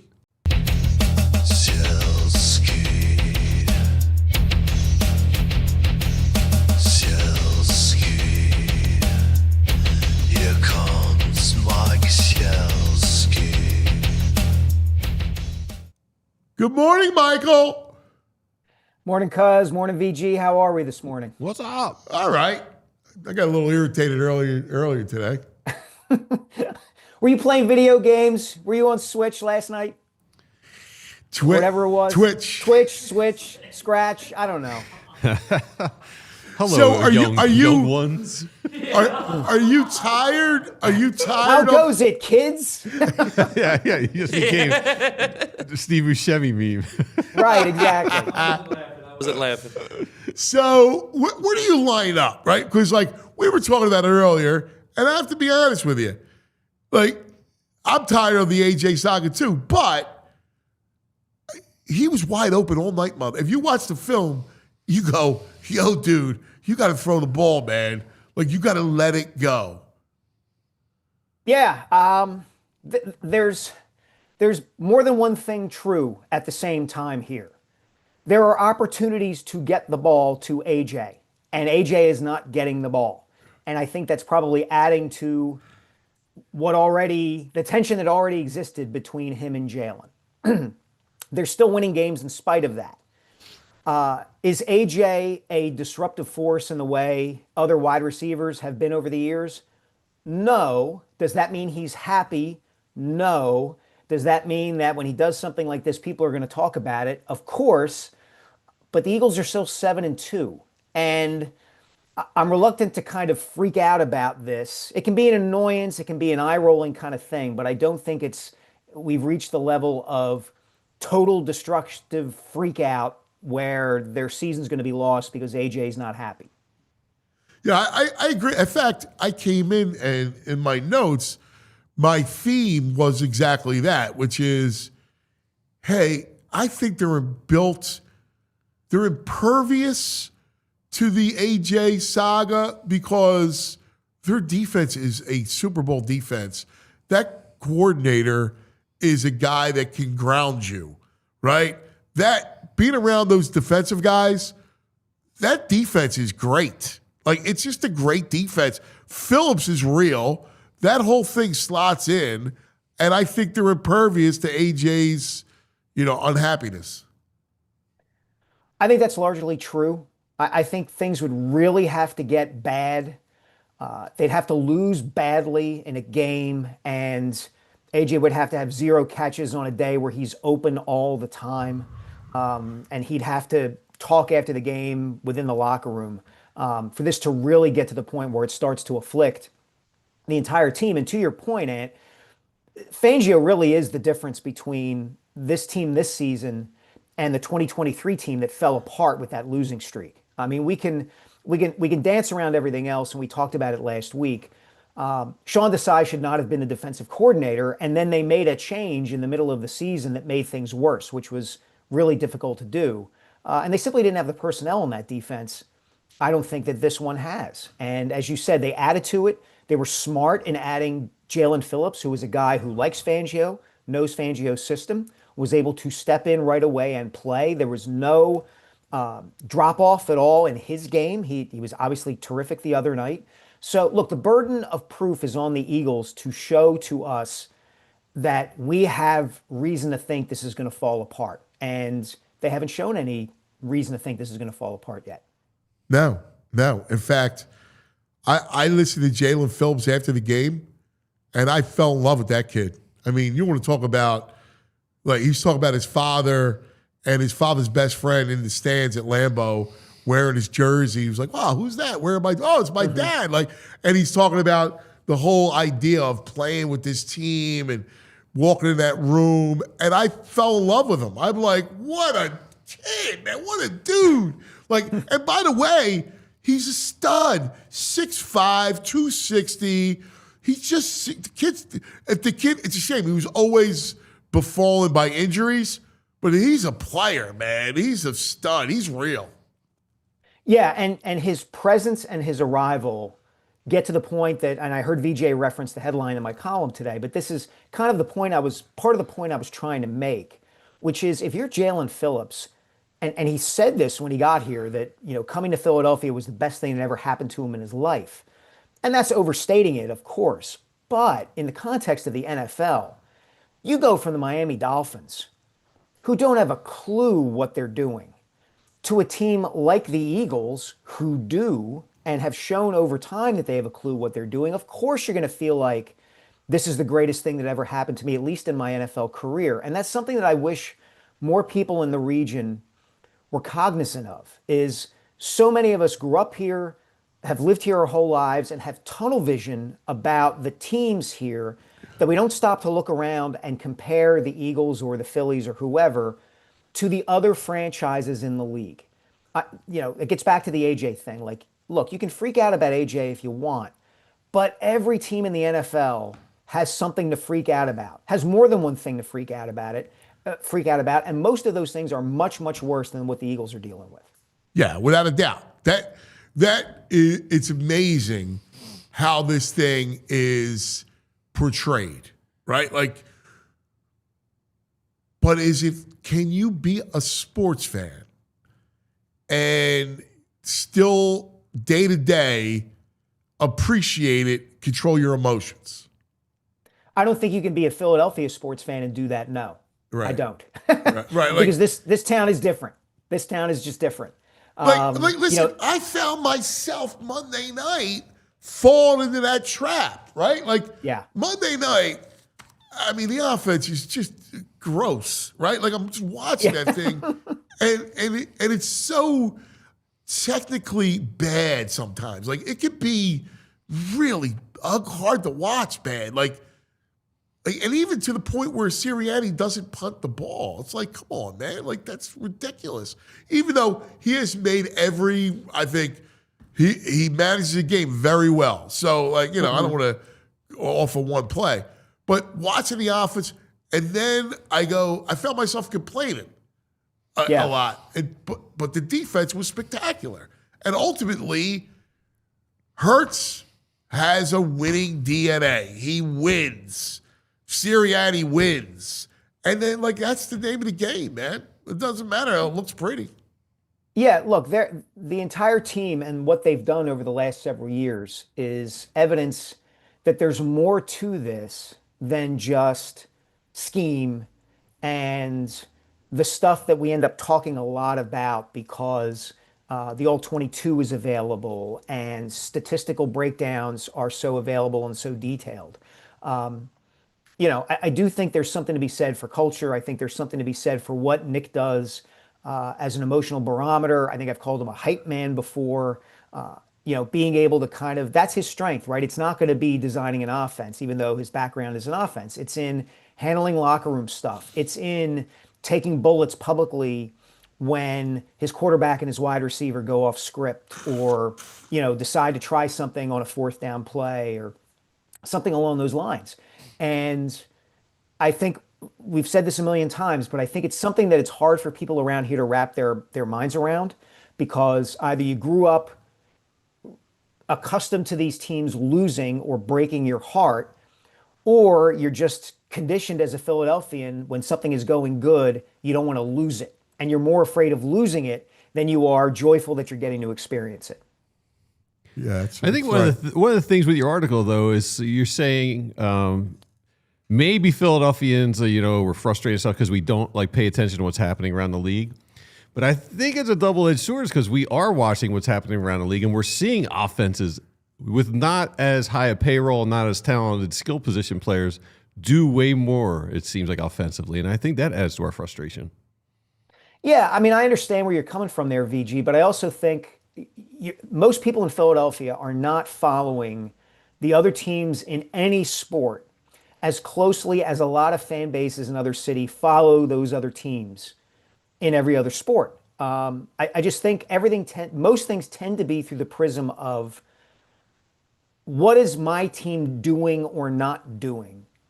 And whatever is going on with the Cowboys, the Commanders, the Giants, the Buccaneers, et cetera, kind of falls to the wayside. And I think a lot of what you're talking about, a bit of that is highlight watching. A bit of that is not looking at the game film or poring over games of these other teams the way we do of the Eagles. Look, take an example, right? If you watch, and Ross Tucker referenced this on the radio today, and I think he was right to do it, smart to do it. At the end of the first half of the Patriots-Buccaneers game on Sunday, Mike Vrabel took an incredible risk by trying to run the clock down when the Patriots had first and goal inside the 2-minute warning. I watched it live. Right. And wow, that was amazing. He did that. Played Madden. He was playing Madden. That's exactly right. And it took them until fourth down to score. And I could totally see Eagles fans and talk radio callers and talk radio hosts would have gone insane over that. Like, how can you even think about doing that? And that's kind of what I'm getting at, is that fans here don't put themselves in the mind frame of following those teams in the way they do, obviously, with the Eagles or whatever team we're talking about here. Yeah, I mean, it is. I don't know. You're right. I agree with your premise.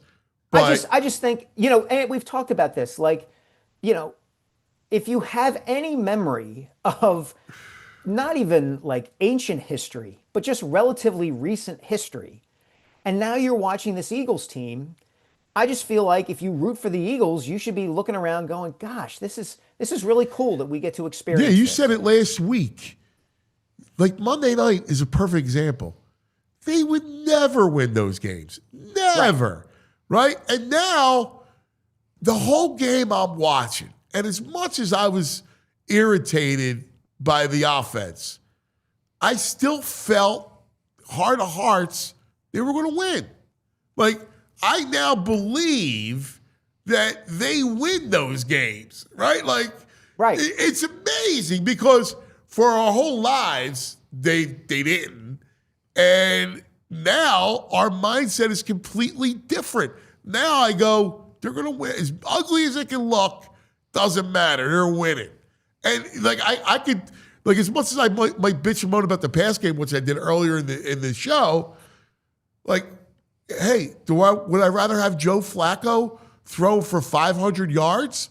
No. Right. Because No. ultimately, that's not going to win, right? Like, it doesn't matter that Joe Flacco can pick apart a zone like he picks his nose, right? Like, it doesn't matter. Like, because ultimately, they're going to lose.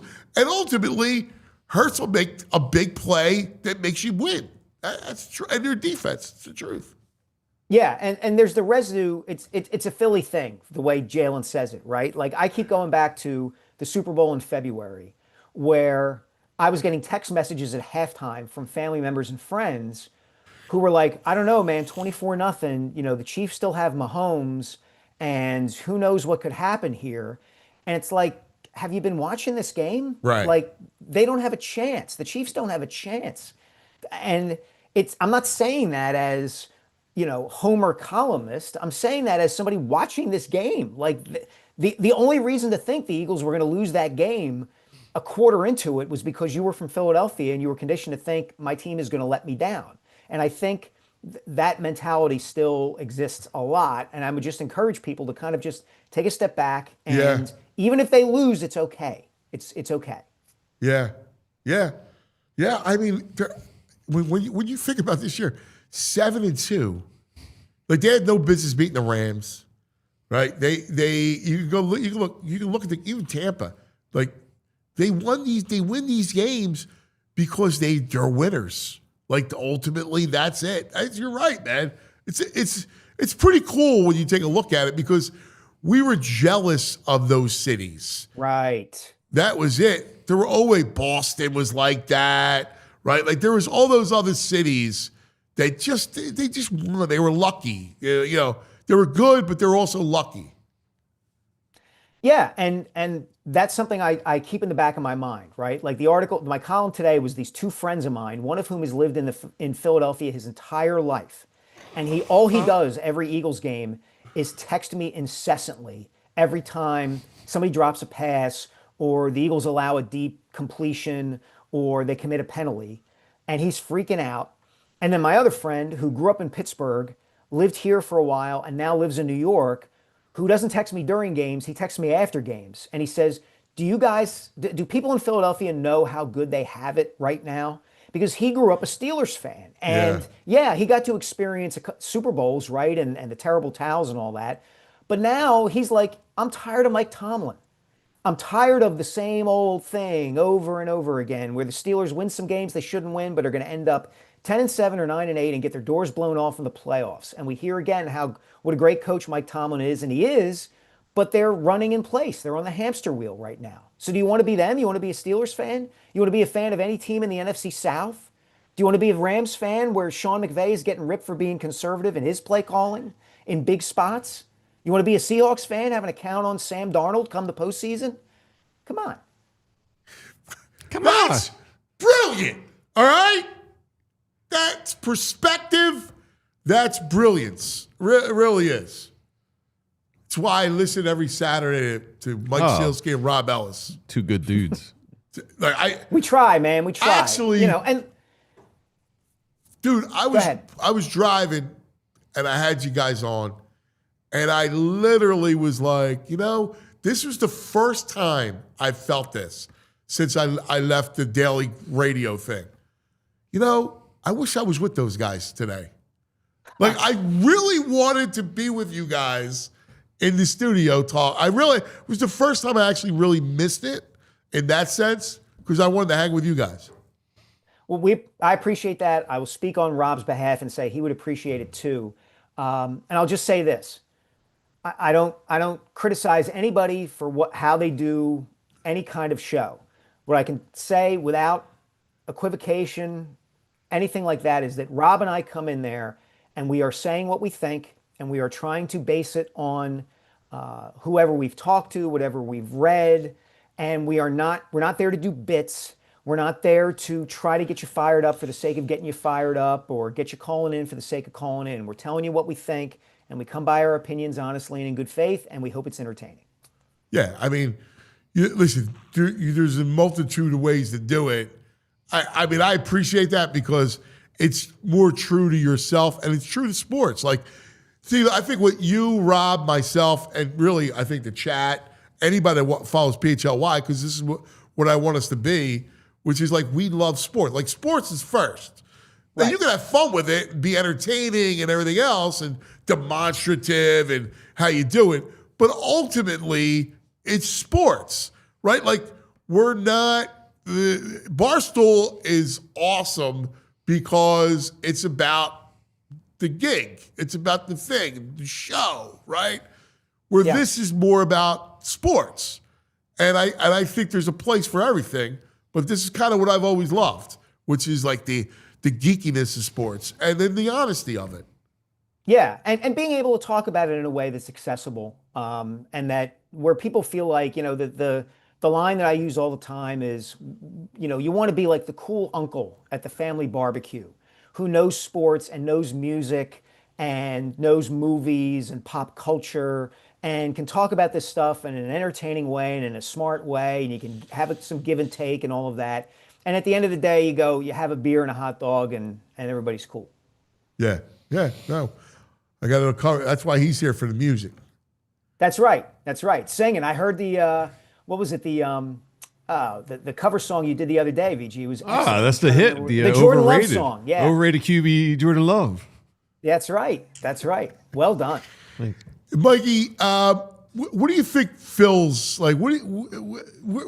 First of all, MLB needs to understand that how they used to do it is dumb and stupid. How they've always done it, and make free agency in a compacted period of time so that we can't wait for hot stove and there's actual movement.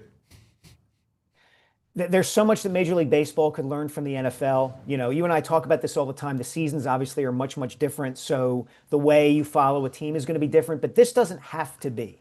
Like there was no delineated period and no buildup to the idea that Major League Baseball free agency should be a discussion topic. That's one of the brilliant things that the NFL does is it markets the draft and free agency. It keeps you talking about the sport all year long, and all of a sudden it's just kind of like, oh hey, all the GMs are in Vegas this week, and all of a sudden we're getting dispatches from Scott Lauber and Lachlan March at the Inquirer about what Dave Dombrowski said to Bryce Harper, and the fact that Dombrowski basically said Nick Castellanos, don't let the door hit you in the rear end on the way out, buddy, kind of thing. So yeah, I'm with you 100%. Like baseball should do a better job of embracing that. Like it's old school in some ways to its own detriment.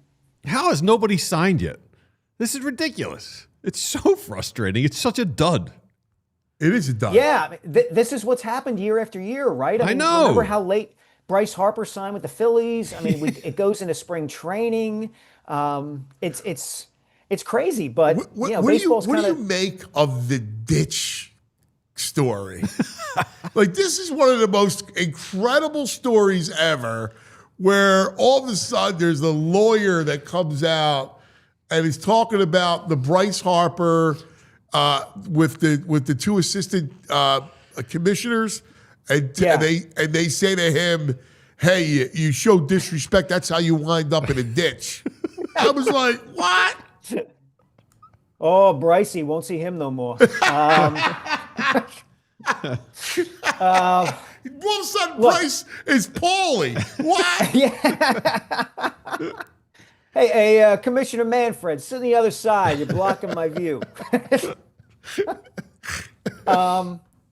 Look, I don't have any doubt that Manfred and Major League Baseball were PO'd that Harper said that.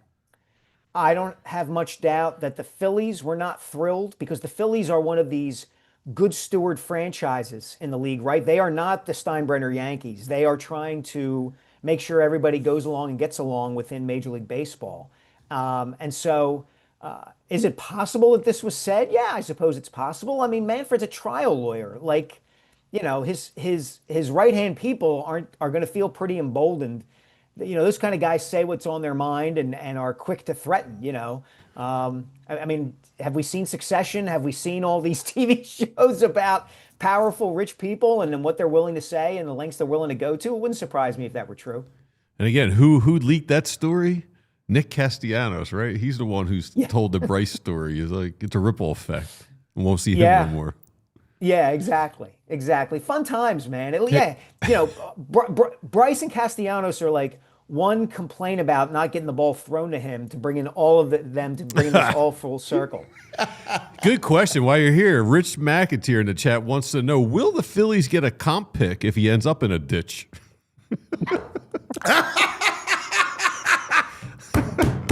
That's great, Rich. They call it the Al Neary Memorial Comp Pick. Yeah. Oh, that's great. I love it. It's awesome. Hey, where you at? What's this week's chapter? This week is they're filming in Philly. They're dodging the union, the film union. I got some good stuff from Sam Katz and from other people kind of about the history of Philadelphia at that time and what the film crew, John Avildsen, Stallone, and all those people had to do to kind of film the movie for the 5 days they were there. It's one of the things I think I mentioned to you guys. People think they filmed the entire movie in Philadelphia. They did not. They were only in Philly for 5 days in December of '75. There's a great scene I've got.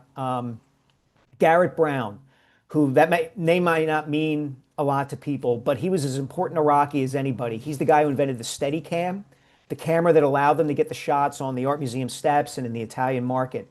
He's in the one trailer they had in Center City, and they're going to begin filming, and he's sitting there with Stallone, and it's this tiny trailer with this really rancid restroom at the back. And Garrett has never met Stallone before, and he asks him, "Hey, does that restroom work?" And Stallone looks at him and says, "Hey, as long as you don't sling any iron around there, you'll be all right." And Garrett Brown's like, "I love this guy. I can't wait to start working on this movie." Oh, that's incredible! So, it's incredible. Slinging iron. You know, it's interesting because they're making that movie, you know, and and they're not shooting in Philadelphia. Nope. No, in fact, they didn't shoot. Like, the idea of shooting Rocky in Philly in 1975 and 76 was so wild. Like, there had been Philadelphia has a bit of a movie history, but the fact is that once Hollywood came along in the 20s, like, why would you shoot a movie in Philly? Like, the weather's better out in LA. You do everything on a studio. You don't have to worry about the unions out in California the way you do in Philly. It's going to be less expensive. And Stallone's like, no, we're going to shoot in Philly. And the producers are like, okay. And John Avildsen, the director, is like, I can make it work. We're on a small budget. We'll do like a guerrilla kind of shoot. And that's basically what they did. Most of the reason you see Stallone running everywhere in all these shots is partly because they're running away from the unions and people trying to catch them. So, well, at that time, what were some of the Philadelphia movies? It was Blowout? Blowout didn't come along until the early 80s. Wow. Like, nobody was filming in Philly. Like, and you only had a couple of movies that even referenced Philadelphia, like the Philadelphia Story in the 40s or early 50s. So this was a brand new thing for them to come here and shoot like they did. And of course, it's part of the reason the movie works so well. Yeah.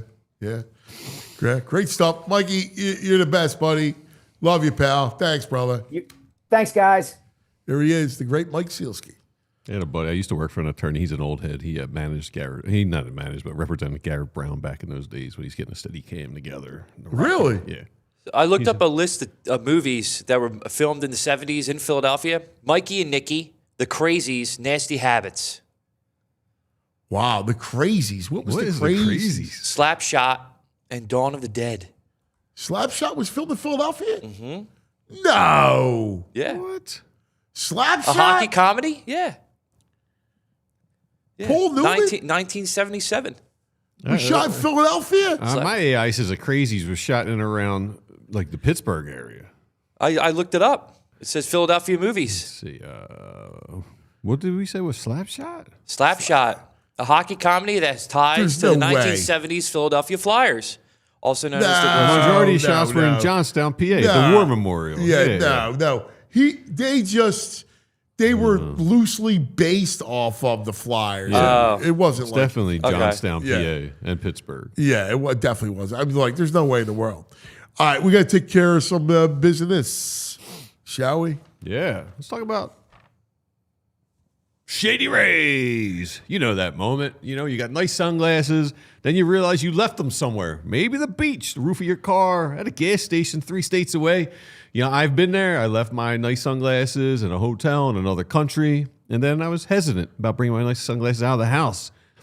And you probably the same way. But I found Shady Rays. They changed the game. These sunglasses, they're made for real life. They're seriously good looking. They're polarized, durable, not stupidly expensive.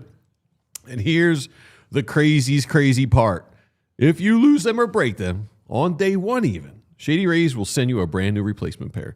No guilt trip, nothing, just replacements. So now I wear my sunglasses everywhere and without fear.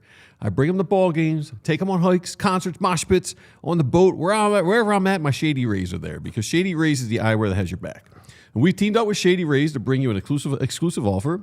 Head over to Shady Rays and use the promo code PHLY for 35% off polarized sunglasses. 35%. And try for yourself the shades rated 5 stars by over 300,000 people. All right, let me tell you about Parks Casino, number 1 casino in Pennsylvania. All right, we love it, as you can imagine. We always talk about it, but listen to what they have. They have something for everybody, all right? The Excite Center, sing-along brunches, Latin dance nights, country line dancing, comedy nights, happy hour in the Liberty Bell Beer Garden, plus watch parties, the Bamboo Noodle House, the Parks Grill Steakhouse, the best cover bands, hot slots, the Bet Park Sportsbook, and a beautiful poker room. I mean, you can't beat all that. Then, guess what? Every Sunday at noon for all the games, and Monday night for the Monday night game, $1 hot dogs, Yeah. $5 Peronis. Yeah. Love it. That's awesome. Love it. What more do you want? $1 dog and a Peroni? That's perfect for Sunday.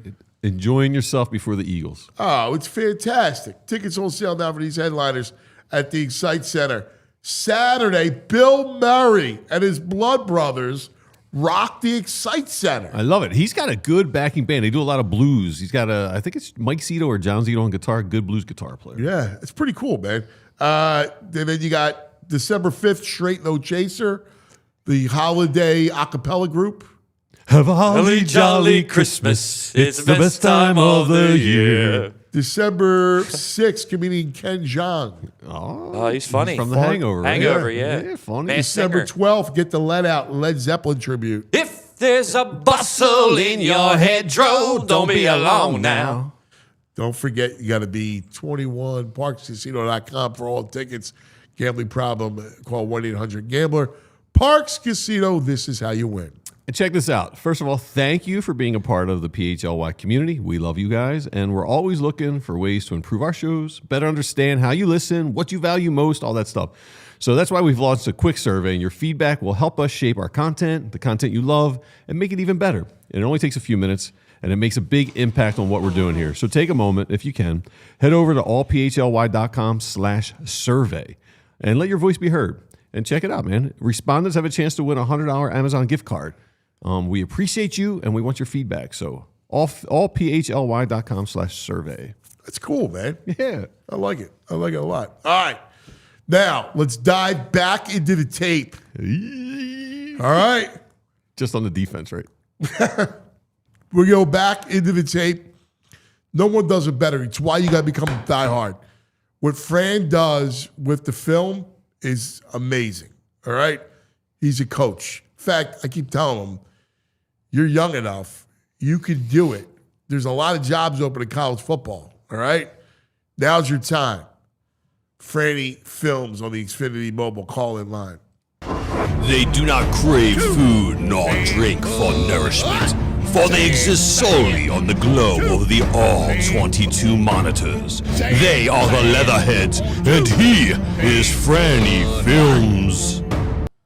Films, what job? Now, I think Penn State LSU is probably out of your wheelhouse, but you got some other good ones, man. What are you thinking? I mean, maybe I'll Florida State? Go down to Arkansas, like woo pig suey, right? That's what they say down there at the Razorbacks. I mean, that life's not for me, man. I had a taste of it. Yeah, right. UCLA? Down in Blacksburg. No, maybe now. Look, I had a taste of that life when I was a lot younger, and I'm good. I've got my coffee. I'm talking to you guys. I feel good. I'll keep it that way. All right, dude. Let's dive into it. Right. Let's do the audience a solid. Right. Let me do the chats because Chat and I got into an argument earlier today. So I want to start with the fun. Let's start with the defense because the defense. I love Jalen Phillips. I love the kid.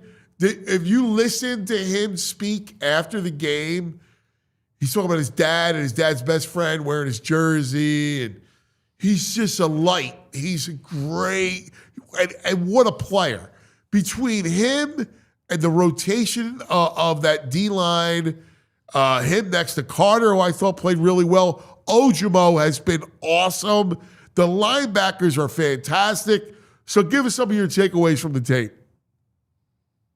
Yeah, I mean, the defense was outstanding. It was really fun to be able to go back and watch that film against Green Bay. I think when you look at all the different ways that they are able to impact the quarterback, and not just, they've got this, a speed rusher off the edge. You mentioned all the different guys, and all these guys have differing skill sets. And what I really like about this group this year and with what we're seeing from this front is that they're showing a little bit more variety with the way that they line up and the way that they are deploying, from a formation standpoint, putting three guys over on one side of the center and then lining up a defensive end all the way on the opposite side and using Bond or Nakobe Dean or Jahad Campbell, over the guard or over the center. And now you're just forcing protection schemes to really as my dog's all excited about this too. When you're talking about all the different ways you're able to attack protection schemes, it gives offenses a lot to think about from a pre-snap protection standpoint. I think when you look at Jordan Love in this game, there were times where, hey, you know what, we're going to slide towards the three-man side, and then we're going to leave the running back one-on-one with Nakobe Dean. Well, Nakobe Dean comes down, he wins one-on-one, and he gets a sack fumble. Then there are other times where, all right, we're going to leave the guard on Nakobe Dean. Well, now you've got one-on-ones on the other side, and that's where Ojimo and Carter and Phillips and all those guys are able to win. So a lot to think about as an opposing offense. Yeah, I love the linebackers too. Like the Dean is playing really good football.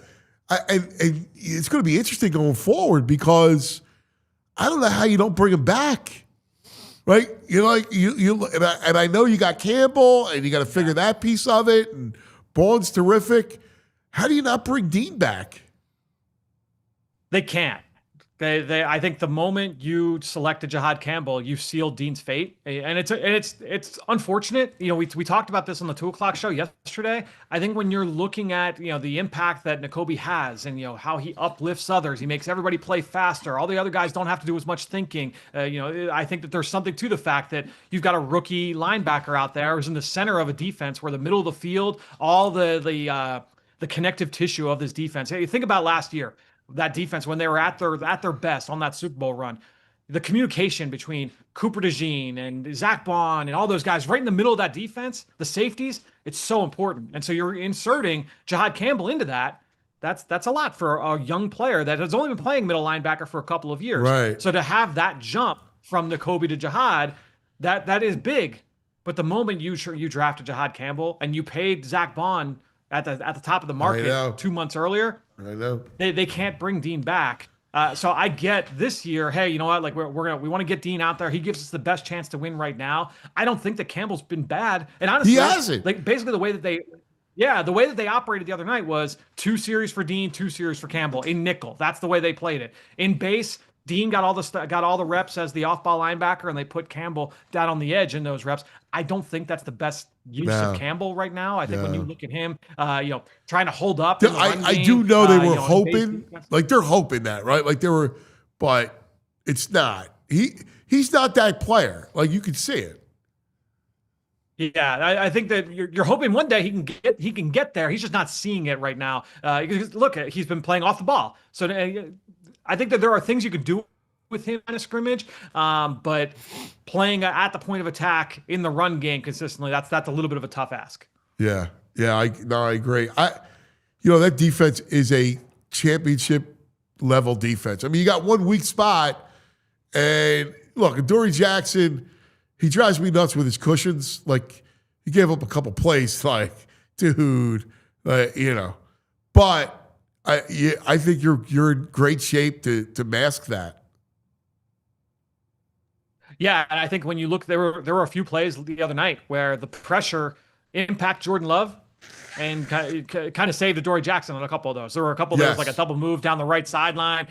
So there were a couple of those things where, all right, like the pressure helps the coverage. Last year, it was the inverse, where you had the coverage was able to let the pressure get home, and you're hoping that you're going to have that at times with this defense. So I think that if this rush can continue, you're getting healthier now. You get Nolan Smith in there. You get BG's legs back. You get Jaelan Phillips, obviously his addition. Jalen Carter, you're hoping is healthier in the second half than what he was in the first half.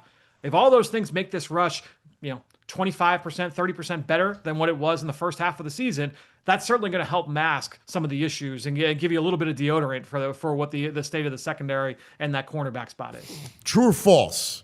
Ojimo 25 greater than Milton 24. I would go false. Because I love both. I love both players. I love both players. I love Ojimo. I love Ojimo. I love Milton Williams. I love both guys coming out. Take the Super Bowl both out guys of it. when they were here in Philadelphia.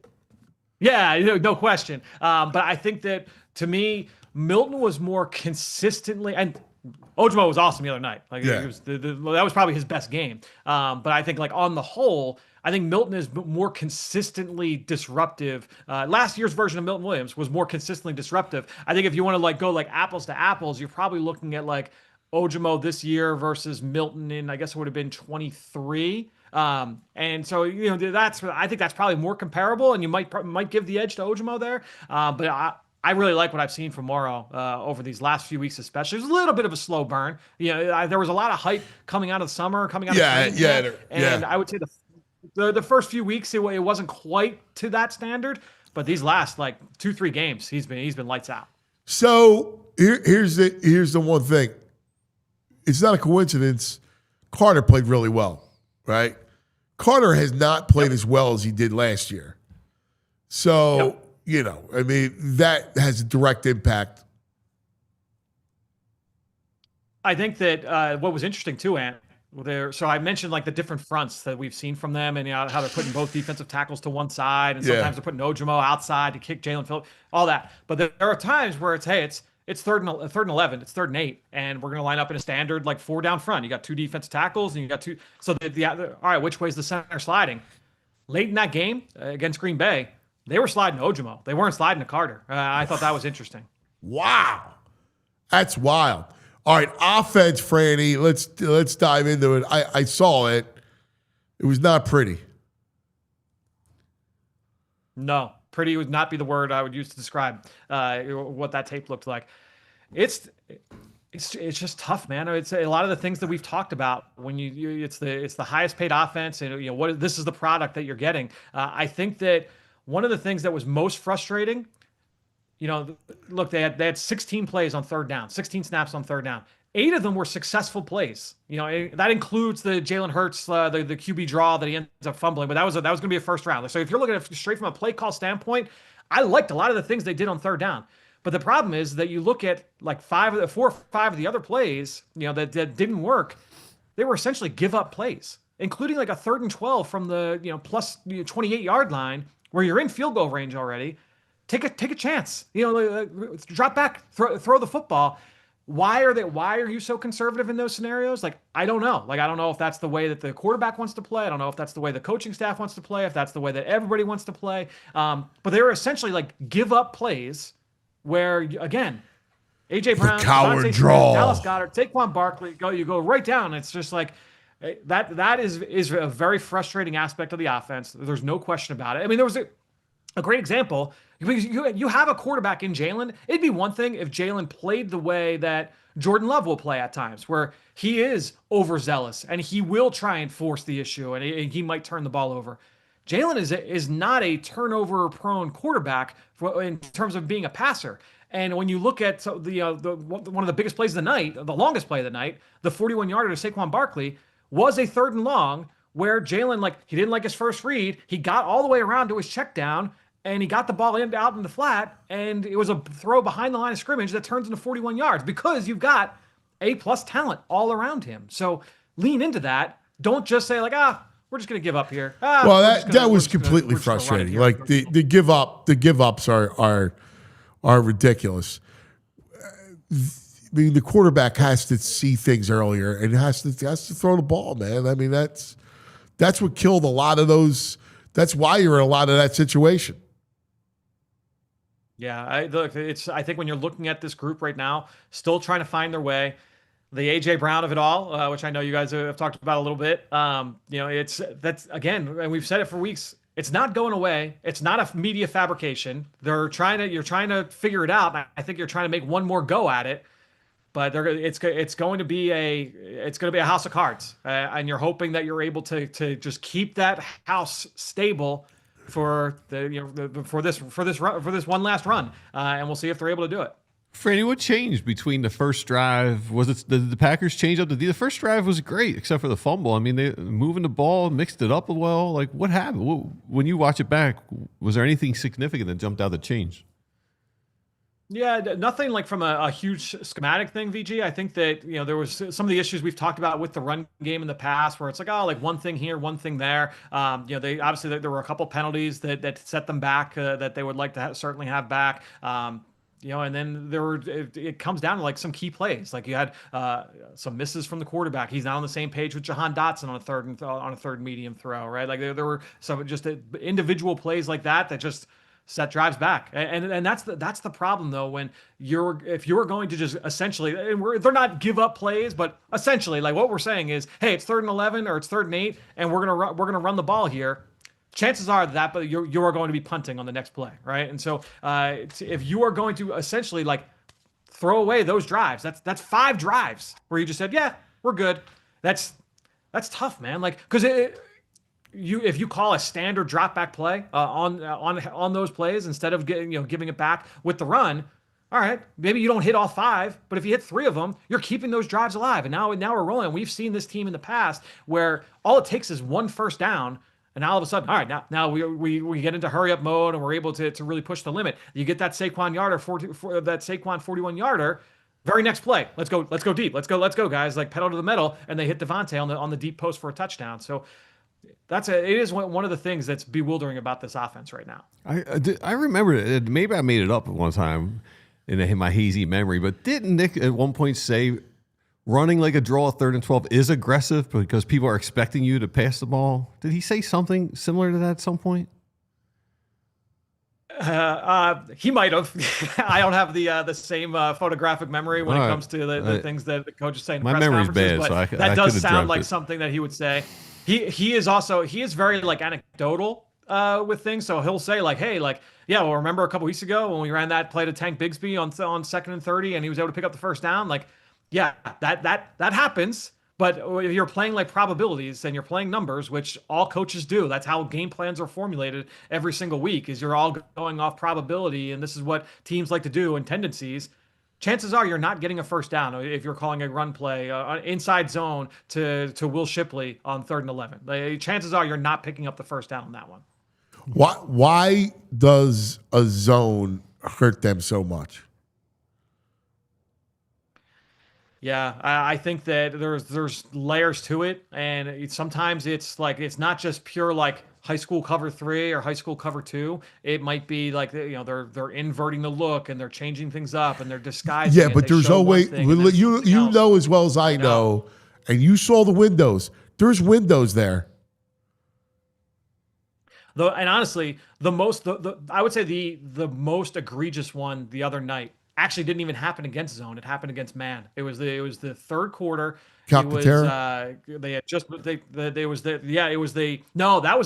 miss. That was just a bad miss. Yeah. To me, it was the I think it was the ensuing drive. It might have been the next drive, Ant. So they come out and they ran a post wheel route where they had Calcaterra out wide. He runs a deep post. Saquon is running a wheel down the right sideline. And their linebacker covered Saquon pretty well. So I actually don't fault Jaelan for not throwing that to Saquon. But the next read on that was A.J. Brown coming on a shallow cross coming from the other side of the field. They had a bunch set, which the Eagles very rarely do, but they had a bunch. The bunch worked perfectly against man-to-man coverage. You didn't get a ton of man all night. They played a lot of zone Green Bay, and that's their identity, but you caught them in man-to-man. It was a perfect play call against it, but Jaelan kind of dropped his eyes, and after he didn't want to throw to Saquon, he ended up running for 6 yards and gets tackled short. But A.J. Brown was wide open, going across the middle of the field against man-to-man coverage. His guy got picked off. It would have been a great opportunity. And again, so that's why I don't necessarily know if it's like always a man zone thing, but that's where some of these frustrations can start to mount with these guys. Yeah. No, I mean, I think, I wonder about this conservative nature and how much that has turned Jaelan into a guy that is just hesitates to throw it. Like, even on the touchdown, he was late on the throw on the touchdown throw to Devontae. He's got to see it wide open for him to uncork it. And I wonder if it's the coaching, this, hey, don't turn it over, don't turn it over, don't turn it over, that's, just kind of leaning on him. Yep, and we see that around the league all the time. If you look at early Justin Herbert, like that was a lot of the thing. And it was when Harbaugh got in there, they've tried to get into it, be more aggressive. We want you to push those limits, right? To me, we talked about this last year on the show. Remember, summer of 2024, it was a big talking point coming out of training camp. Was Jalen Hurts didn't throw one interception all training camp, and people were touting that as a big positive. To me, that's not a positive. Listen, interceptions cost of doing business, man. That's just what happens. Yeah, no question. Yeah, and that's when you're talking about attacking the middle of the field, those plays are going to happen. And that's why we catch a lot of I catch a lot of flack for saying Jordan Love's a good player. He didn't play great the other night, but when you look at the way that Jordan Love plays, to me, he's gonna throw a couple interceptions here and there, just like Josh Allen is gonna throw some interceptions here and there, and just talk about Herbert now and Mahomes, those guys are gonna throw interceptions. But you don't go broke. Making I think when you look at the way that these guys play, it's like you said, it's the price of doing business. It's just what it is. Early thoughts on the Lions. It's gonna be a tough matchup, man. They're gonna need to score more than 10. I think when you look at this look at this Green Bay or this the Detroit offense, this is an explosive running game. Jahmyr Gibbs, I think, what did I write down in my notes earlier? He's the fifth player to score at least 40 touchdowns before his 24th birthday, and the list of the other guys that have done it's Barry Sanders, Randy Moss, Emmitt Smith, and Jim Brown. Wow. Yeah, Jahmyr Gibbs. I think he's one of the most explosive players in the NFL. He's doing it as a runner. He's doing it as a receiver. It's not just perimeter plays. That was that was one of the knocks on him early. It was it's just outside stuff. He's running between the tackles at a higher rate than he's ever done before in his career, and he's been as productive as anybody in the NFL this year, running downhill between the tackles. Jared Goff, the big thing with him right now, force him to hold on to the football. When the ball comes out quickly, then that's when they are extremely efficient, and he's in rhythm. If you can force him to hold on to the football, which the Eagles did a good job of in that Green Bay game the other night, if you force him to hold on to the ball a little bit, that's where you're able to get to win against Jared Goff. He has not thrown a touchdown this year when he holds the ball for longer than 4 seconds. So I think that, to me, that is one of the big things for the Eagles, is find ways to get him off his first read, force him to hold on to the football, let that pressure get home. They've been a little bit banged up on the offensive line in recent weeks. So if you're able to take advantage of some of those matchups there in the trenches, I think that's a way to win defensively. But offensively, look, this is a team you're going to have to score points against this Lions team. 10 points for what you did the other night against Green Bay is not going to cut it. No. Hey, Freddie, hang in 1 second, because we are in overtime OT in the city right now. Don't forget, join us on YouTube if you're watching us anywhere else. We love you guys. Be a diehard. Franny's draft guide is amazing. It's amazing stuff. Please become a diehard. You'll love this content. You're not going to get this anywhere else. Franny's got a trained eye, man. He's part of my front office. For sure. Hey, Franny, with Dan Campbell taking over the play calling recently, what do you expect different out of the Lions from the beginning of the season? Yeah, it's the big thing with them. It's tough because now everyone's like drawing. We've got a 1-game sample, and it came against one of the worst defenses in football in Washington. I mean, Washington can't stop a nosebleed right now, so everything was working. Now that said, they ran a lot more motion than what they've done in recent weeks. There was more play action. They dialed down on like their pure like 12 personnel, like true 2 tight end stuff. And they dialed up more 3 receiver work and more jumbo sets. So it was like feast or famine, where it's like, all right, we're going to either throw a bunch of receivers out there, or we're going to throw 6, 7 offensive linemen out there, and we're really going to assert our will as a run game. So to me, those were the big changes. I think VG and look, the big thing there was a lot more play action as well. What I would say is like that was a nature of the game going the way that it was. If you are keeping them behind the sticks and you're not letting them have success and letting things rolling, well, now those play action numbers come back to earth a little bit. So to me, the biggest changes were philosophically what they did from a personnel standpoint. They are also using Jameson Williams a little differently, and this has been over the last 2 weeks since their bye week. They had a bye in week 8. Yeah, I was waiting for that. I was waiting for that adjustment. Yeah. He's too good. He's too much of a weapon, man, down the field. Yeah. Really, what it was, the first 8 weeks, the first 7 weeks, it was all downfield. Hey, like you're just going to be the vertical stretch guy.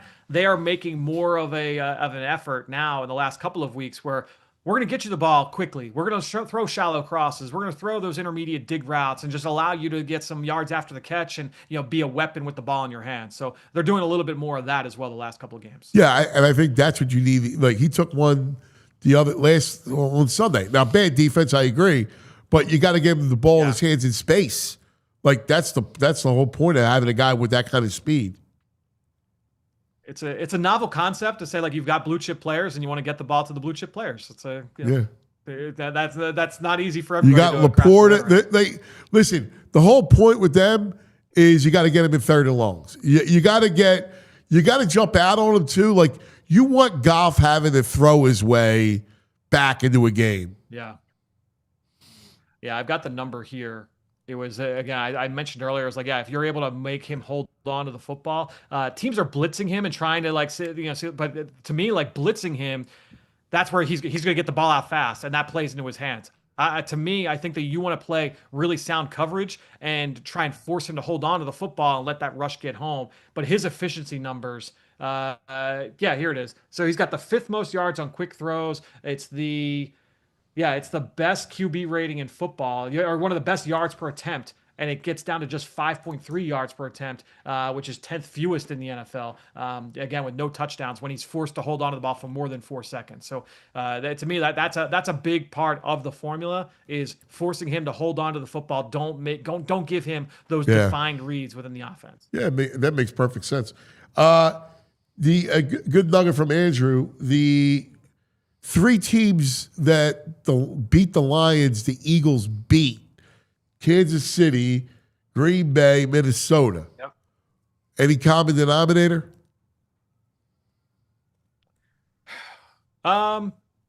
Yeah, I mean, the thing is that all those games went a little differently for Detroit. When I think back on them, some of them was like injury related. Yeah. The one was a shootout, right? So, honestly, that is one of the things that the Eagles have going for them. I know there's a lot of bad vibes, and we don't feel like perfect about this team right now. But at the end of the day, like they've got wins over Tampa, they've got wins over Green Bay, they've got wins over LA. Like they've got wins over a lot of these teams. So if you're able to get one here over Detroit, like you're going to hold the tiebreaker over a lot of the other big teams in the NFC when it comes down to seeding in the playoff race. Yeah, Freddie, great stuff as always, buddy. We love you, man. Nobody does it like you. We appreciate it. Appreciate it, guys. We'll talk later this week. Freddie Films, breaking it down. That's what he does. Oh, man, he's terrific. He is terrific. That stuff's some awesome stuff. Yeah. He's out of his mind with that stuff. It's so detailed. Yeah, it's great. Like, and, he could point to, that play off the wheel, the Saquon wheel that was the one time they were in man, because just watching it last night, they were in zone for most of the game. I think that's what we see a lot of. Yeah. Corey Bennett activated today. Maybe we'll see him in zone defense. Listen. We need him to be listen. Adoree Jackson, average. His cushion is ridiculous. And Fran's right. He got away with some because of the pressure. Mm-hmm. But his cushion, he kills you. He stinks. You can't do that. He stinks. You can't do that against the Lions. No. You can't do it. Stinko. All right. We got some nugs? Yeah, we can roll through some nugs.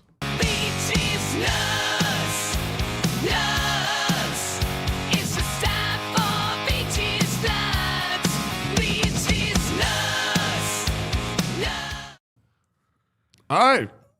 Baseball, free agency. Bader, is he coming back or no? Who knows? He put a message on Instagram yesterday. 2.5 months was not nearly enough, but that's all the gods had in store for us this year. To the ones who made it happen, thank you. To every Screaming fan, I love you and thank you. To a clubhouse I'm humbled to have been a part of, especially, thank you.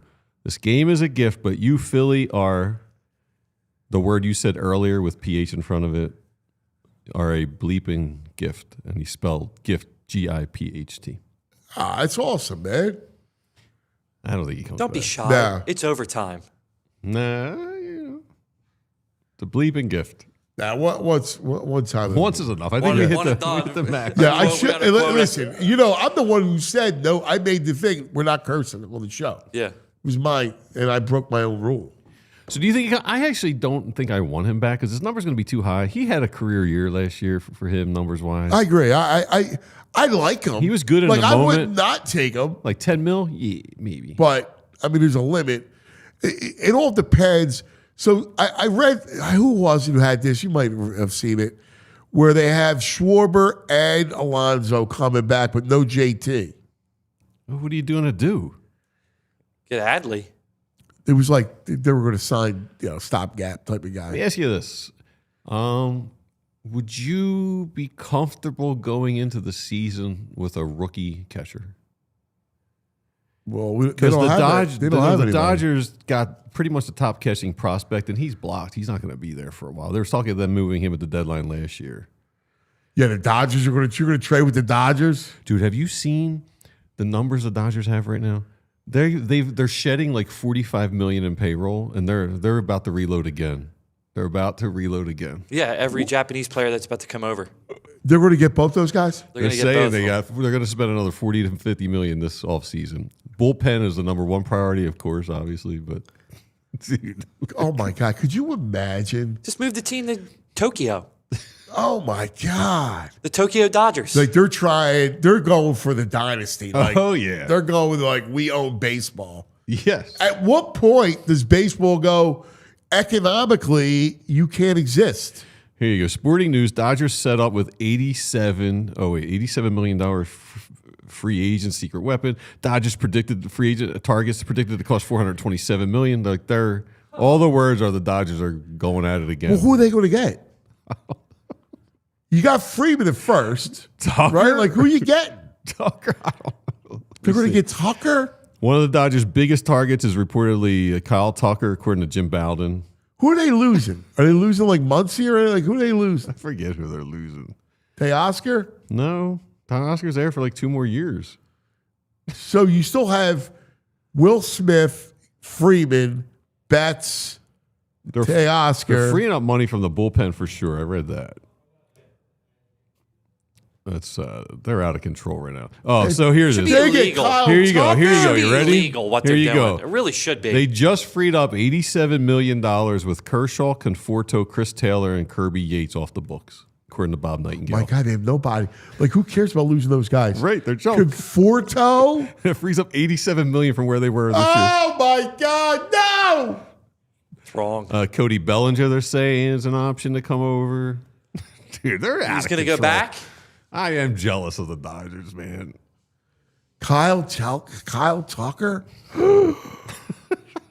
Dude. Any team with Ohtani? The slugger, Murakami's linked to them. I want Murakami. Of course. Dude. We're too far. East Coast is out of reach. Oh, man, come on. It's a shame. East Coast is cool. Just guarantee It is them like cool. a private jet whenever they want to go back, like whenever you want it. Not that they can't afford it on their own. Come on, Murakami. Yes. There's a great Japanese Writer. restaurant. Oh, there's a great writer called Murakami too. Yes, it's true. But there's a great Japanese restaurant called Sagami's. Ooh. In Philly? Yeah, it's right over the bridge, right in Jersey. Oh, all right. It's authentic. Like, it's authentic Japanese. We might have to do our little due diligence here and talk to the what's that group, the Japanese cheesesteak place? They're all Eagles fans. Oh, yeah. We got to get in contact with them to talk to these players and be like, yo, Philadelphia's Yubashi. great. Yeah. He's the greatest. I just saw a video. It's nuts. Like the middle of Tokyo, it's like a little slice of Philadelphia. Yeah, we got to get these guys on these players. Yeah. The Murakami, does it scare you that his contact rate on balls over 94.5 miles per hour is pretty bad? Yeah, I mean, listen, I haven't seen him, right? So what do I know? I mean, I'm just going by what I read. Yes. But I haven't seen him. So, he's an unknown. But I'm looking for right-handed power. Well, get ready, because the next nugget coming out of Dan Hayes covers the Minnesota Twins. Byron Buxton I would love Buxton. could be willing to waive his no-trade clause for a contender if the Twins continue to break up their roster. Yeah, I would love that. Yeah, Dodgers. That's your boy. Yeah. I hope the Dodgers get I him. love Yeah, Buxton. Dodgers. Dude, it'll last a month if the Dodgers get him. I love Buxton. I do. I know the injury. I get it. I know it. I understand it. But I love Buxton because when he's healthy, he's legit 5'2" all the way. I know. When he's healthy, he's a top 10 player when he's healthy. Legit 5'2". Yeah. All right, let's have some fun. We started off with a little heat. We're going to end with a little fun. Recently, like a week or two ago, Texas, they had their first inaugural Fat Squirrel Week. I don't know how they have these squirrels as pets, but this is your winner, Chunkosaurus Rex. Wow. That's a great squirrel. Now, he barely beat off Chunk Norris. Another squirrel. Like, do these Chunk. people have pet squirrels in Texas? Yeah. How are they rounded up? They're just overfeeding them? Chunkosaurus, man. I like Chunkosaurus. Rex. Yes. Yeah. So that is, that's what they do in Texas. I like a squirrel, man. I have to be honest with you. Chunkosaurus Rex is a resident of Dinosaur Valley State Park in the Glen Rose get out. area. Yeah. Well, how about Chuck Norris? Chunk Norris is from Fort Richardson State Park. All right. I like a squirrel. They had in third place was Nutella from Lake Mineral Wells State. right. So these state parks, they just He's round Italian. names. He likes the Nutella. Good names. I like squirrels. Yeah. No, we're getting Toronto always had the black squirrels, but they're making their way down here. Oh, yeah? I've seen a few, yeah. Yeah. Oh, I've get seen a out. few, yeah. Really? You see them? They're probably the trying to city. get away from I the love cold it. up there. Yeah. Migrating I down. love them. I love squirrels. Yeah. I'm a squirrel fan. Squirrel guy, big squirrel guy. I like them. He's a pet squirrel. All right, I would get a pet squirrel. everyone's got to pay attention. Whatever you're doing, you got to pay attention to this one. This came to us from Merchant of Philly. It's a PSA. This is a DoorDash driver with his pickup order next to his feet at the urinal while he's going to the that's- bathroom before he delivers this food to someone's house. So you got to know what you're getting into, what possibilities you face when you order from these delivery services. This gentleman's face should have been recorded so we know what he looks like. So if you see on DoorDash, this guy's bringing you food, you stay away. There's You got to be a refund. way like that. That Seinfeld episode where they know the book went into the bathroom with you. You should get the die on the bag should let you know your delivery driver brought it into There the needs to bathroom. be like a homing thing. Some kind of alert system. Bathroom alert. Food in the toilet. Now, this guy definitely needs to be reprimanded and never deliver food. But what do you think about pulling your phone out and taking a picture in the bathroom? Yeah, that's also like. Well, that's that's a little shady. suspect too, right? And the That's angle shady. too. The angle Yeah. too shows. Well, there's nothing. I did that to absolutely make sure, but Okay. there's absolutely nothing. You can't see anything. Okay. I'm just because that angle could be a little sus. No, but you can't take a picture of somebody in your No. even though the DoorDash. First of all, why I don't understand. Put it on the sink, maybe. That's a bad area. That's pee-pee Yeah, heaven. that's That is runoff pee-pee area. heaven, man. Yeah. That's splashback. I'm worried about my shoes down there. That bag's and walking getting hit. Like, that bag is getting hit. That's PP blinders. Yeah. So what would make him do that? Like, why would you even need to do that? I mean, he's probably been in the car for hours running around. Okay, well, go to the bathroom to pick the food up. He's got to be at the restaurant, no? Yeah, I would imagine this is like, So, go to the what- bathroom first. Right, and then grab the food. Like, right. why are you getting the food at the restaurant? Like, if I'm the owner of the restaurant, I go, dude, what are you doing, Right. man? Oh, this is so bad. This makes no sense at all. No, you're flagging. Like, listen, Dude. I'm with you on the book that's flagged. Like, Yeah, you and can't. bring a book in. Right, like I don't want to read your book after you took it in there with you, right? It's got fumes. I've always been Yeah, suspect yeah. about reading materials in the bathroom. Like I go over someone's house or something. I don't want to touch that reading. The crossword material. puzzle? Yeah, dude, or the word hunt, like the seek and find word hunt. Yeah. Well, I'm a believer in the read. I'm a reader, right? Like I'm a believer in that. Yeah, well, my grandfather's a reader, but he took the paper Right. in, read it, Yeah, and the then paper's good. You throw throw it out. Yeah, That's a it's bad not pen. lingering around. That's a bad pen. You don't want to touch that. Yeah, Whatever pen they're using for that book. yeah. Are they seek and find? No good. See Are you if a seek and find guy? I'm not really. No, me I don't neither. like. I don't like crossword puzzles either. I stink at crossword puzzles. I just Do you? can't. Yeah, I can't do them. Even if I'll do the Monday New York Times, supposed to be the easiest. I'm horrible at it. Really? Yeah, I just don't get it. How about the word scramble? I could do a word scramble. right. If I'm going to choose, it'd probably be the word scramble. The scramble? Yeah. All right. How about you? I like a crossword every once in a while. Yeah, crossword's good. Yeah. I'm amazed. I've had friends that could do like the Sunday one quick. Like Quick. quick, I'm quick not in like quick. 90 minutes. They sit at the bar for like 90 minutes by themselves just doing it. I'm not quick. It'll take me a long time to Yeah. finish that. But I like it, honestly. All right. Time now to go back in the day, baby. We're going back. We're going back. We're going back. Back in the day with True Mark. Oh, yeah. 5 years ago, no, 7 years ago. Man, time's flying. 7 years ago today, the Sixers acquired Jimmy Butler. Jimmy!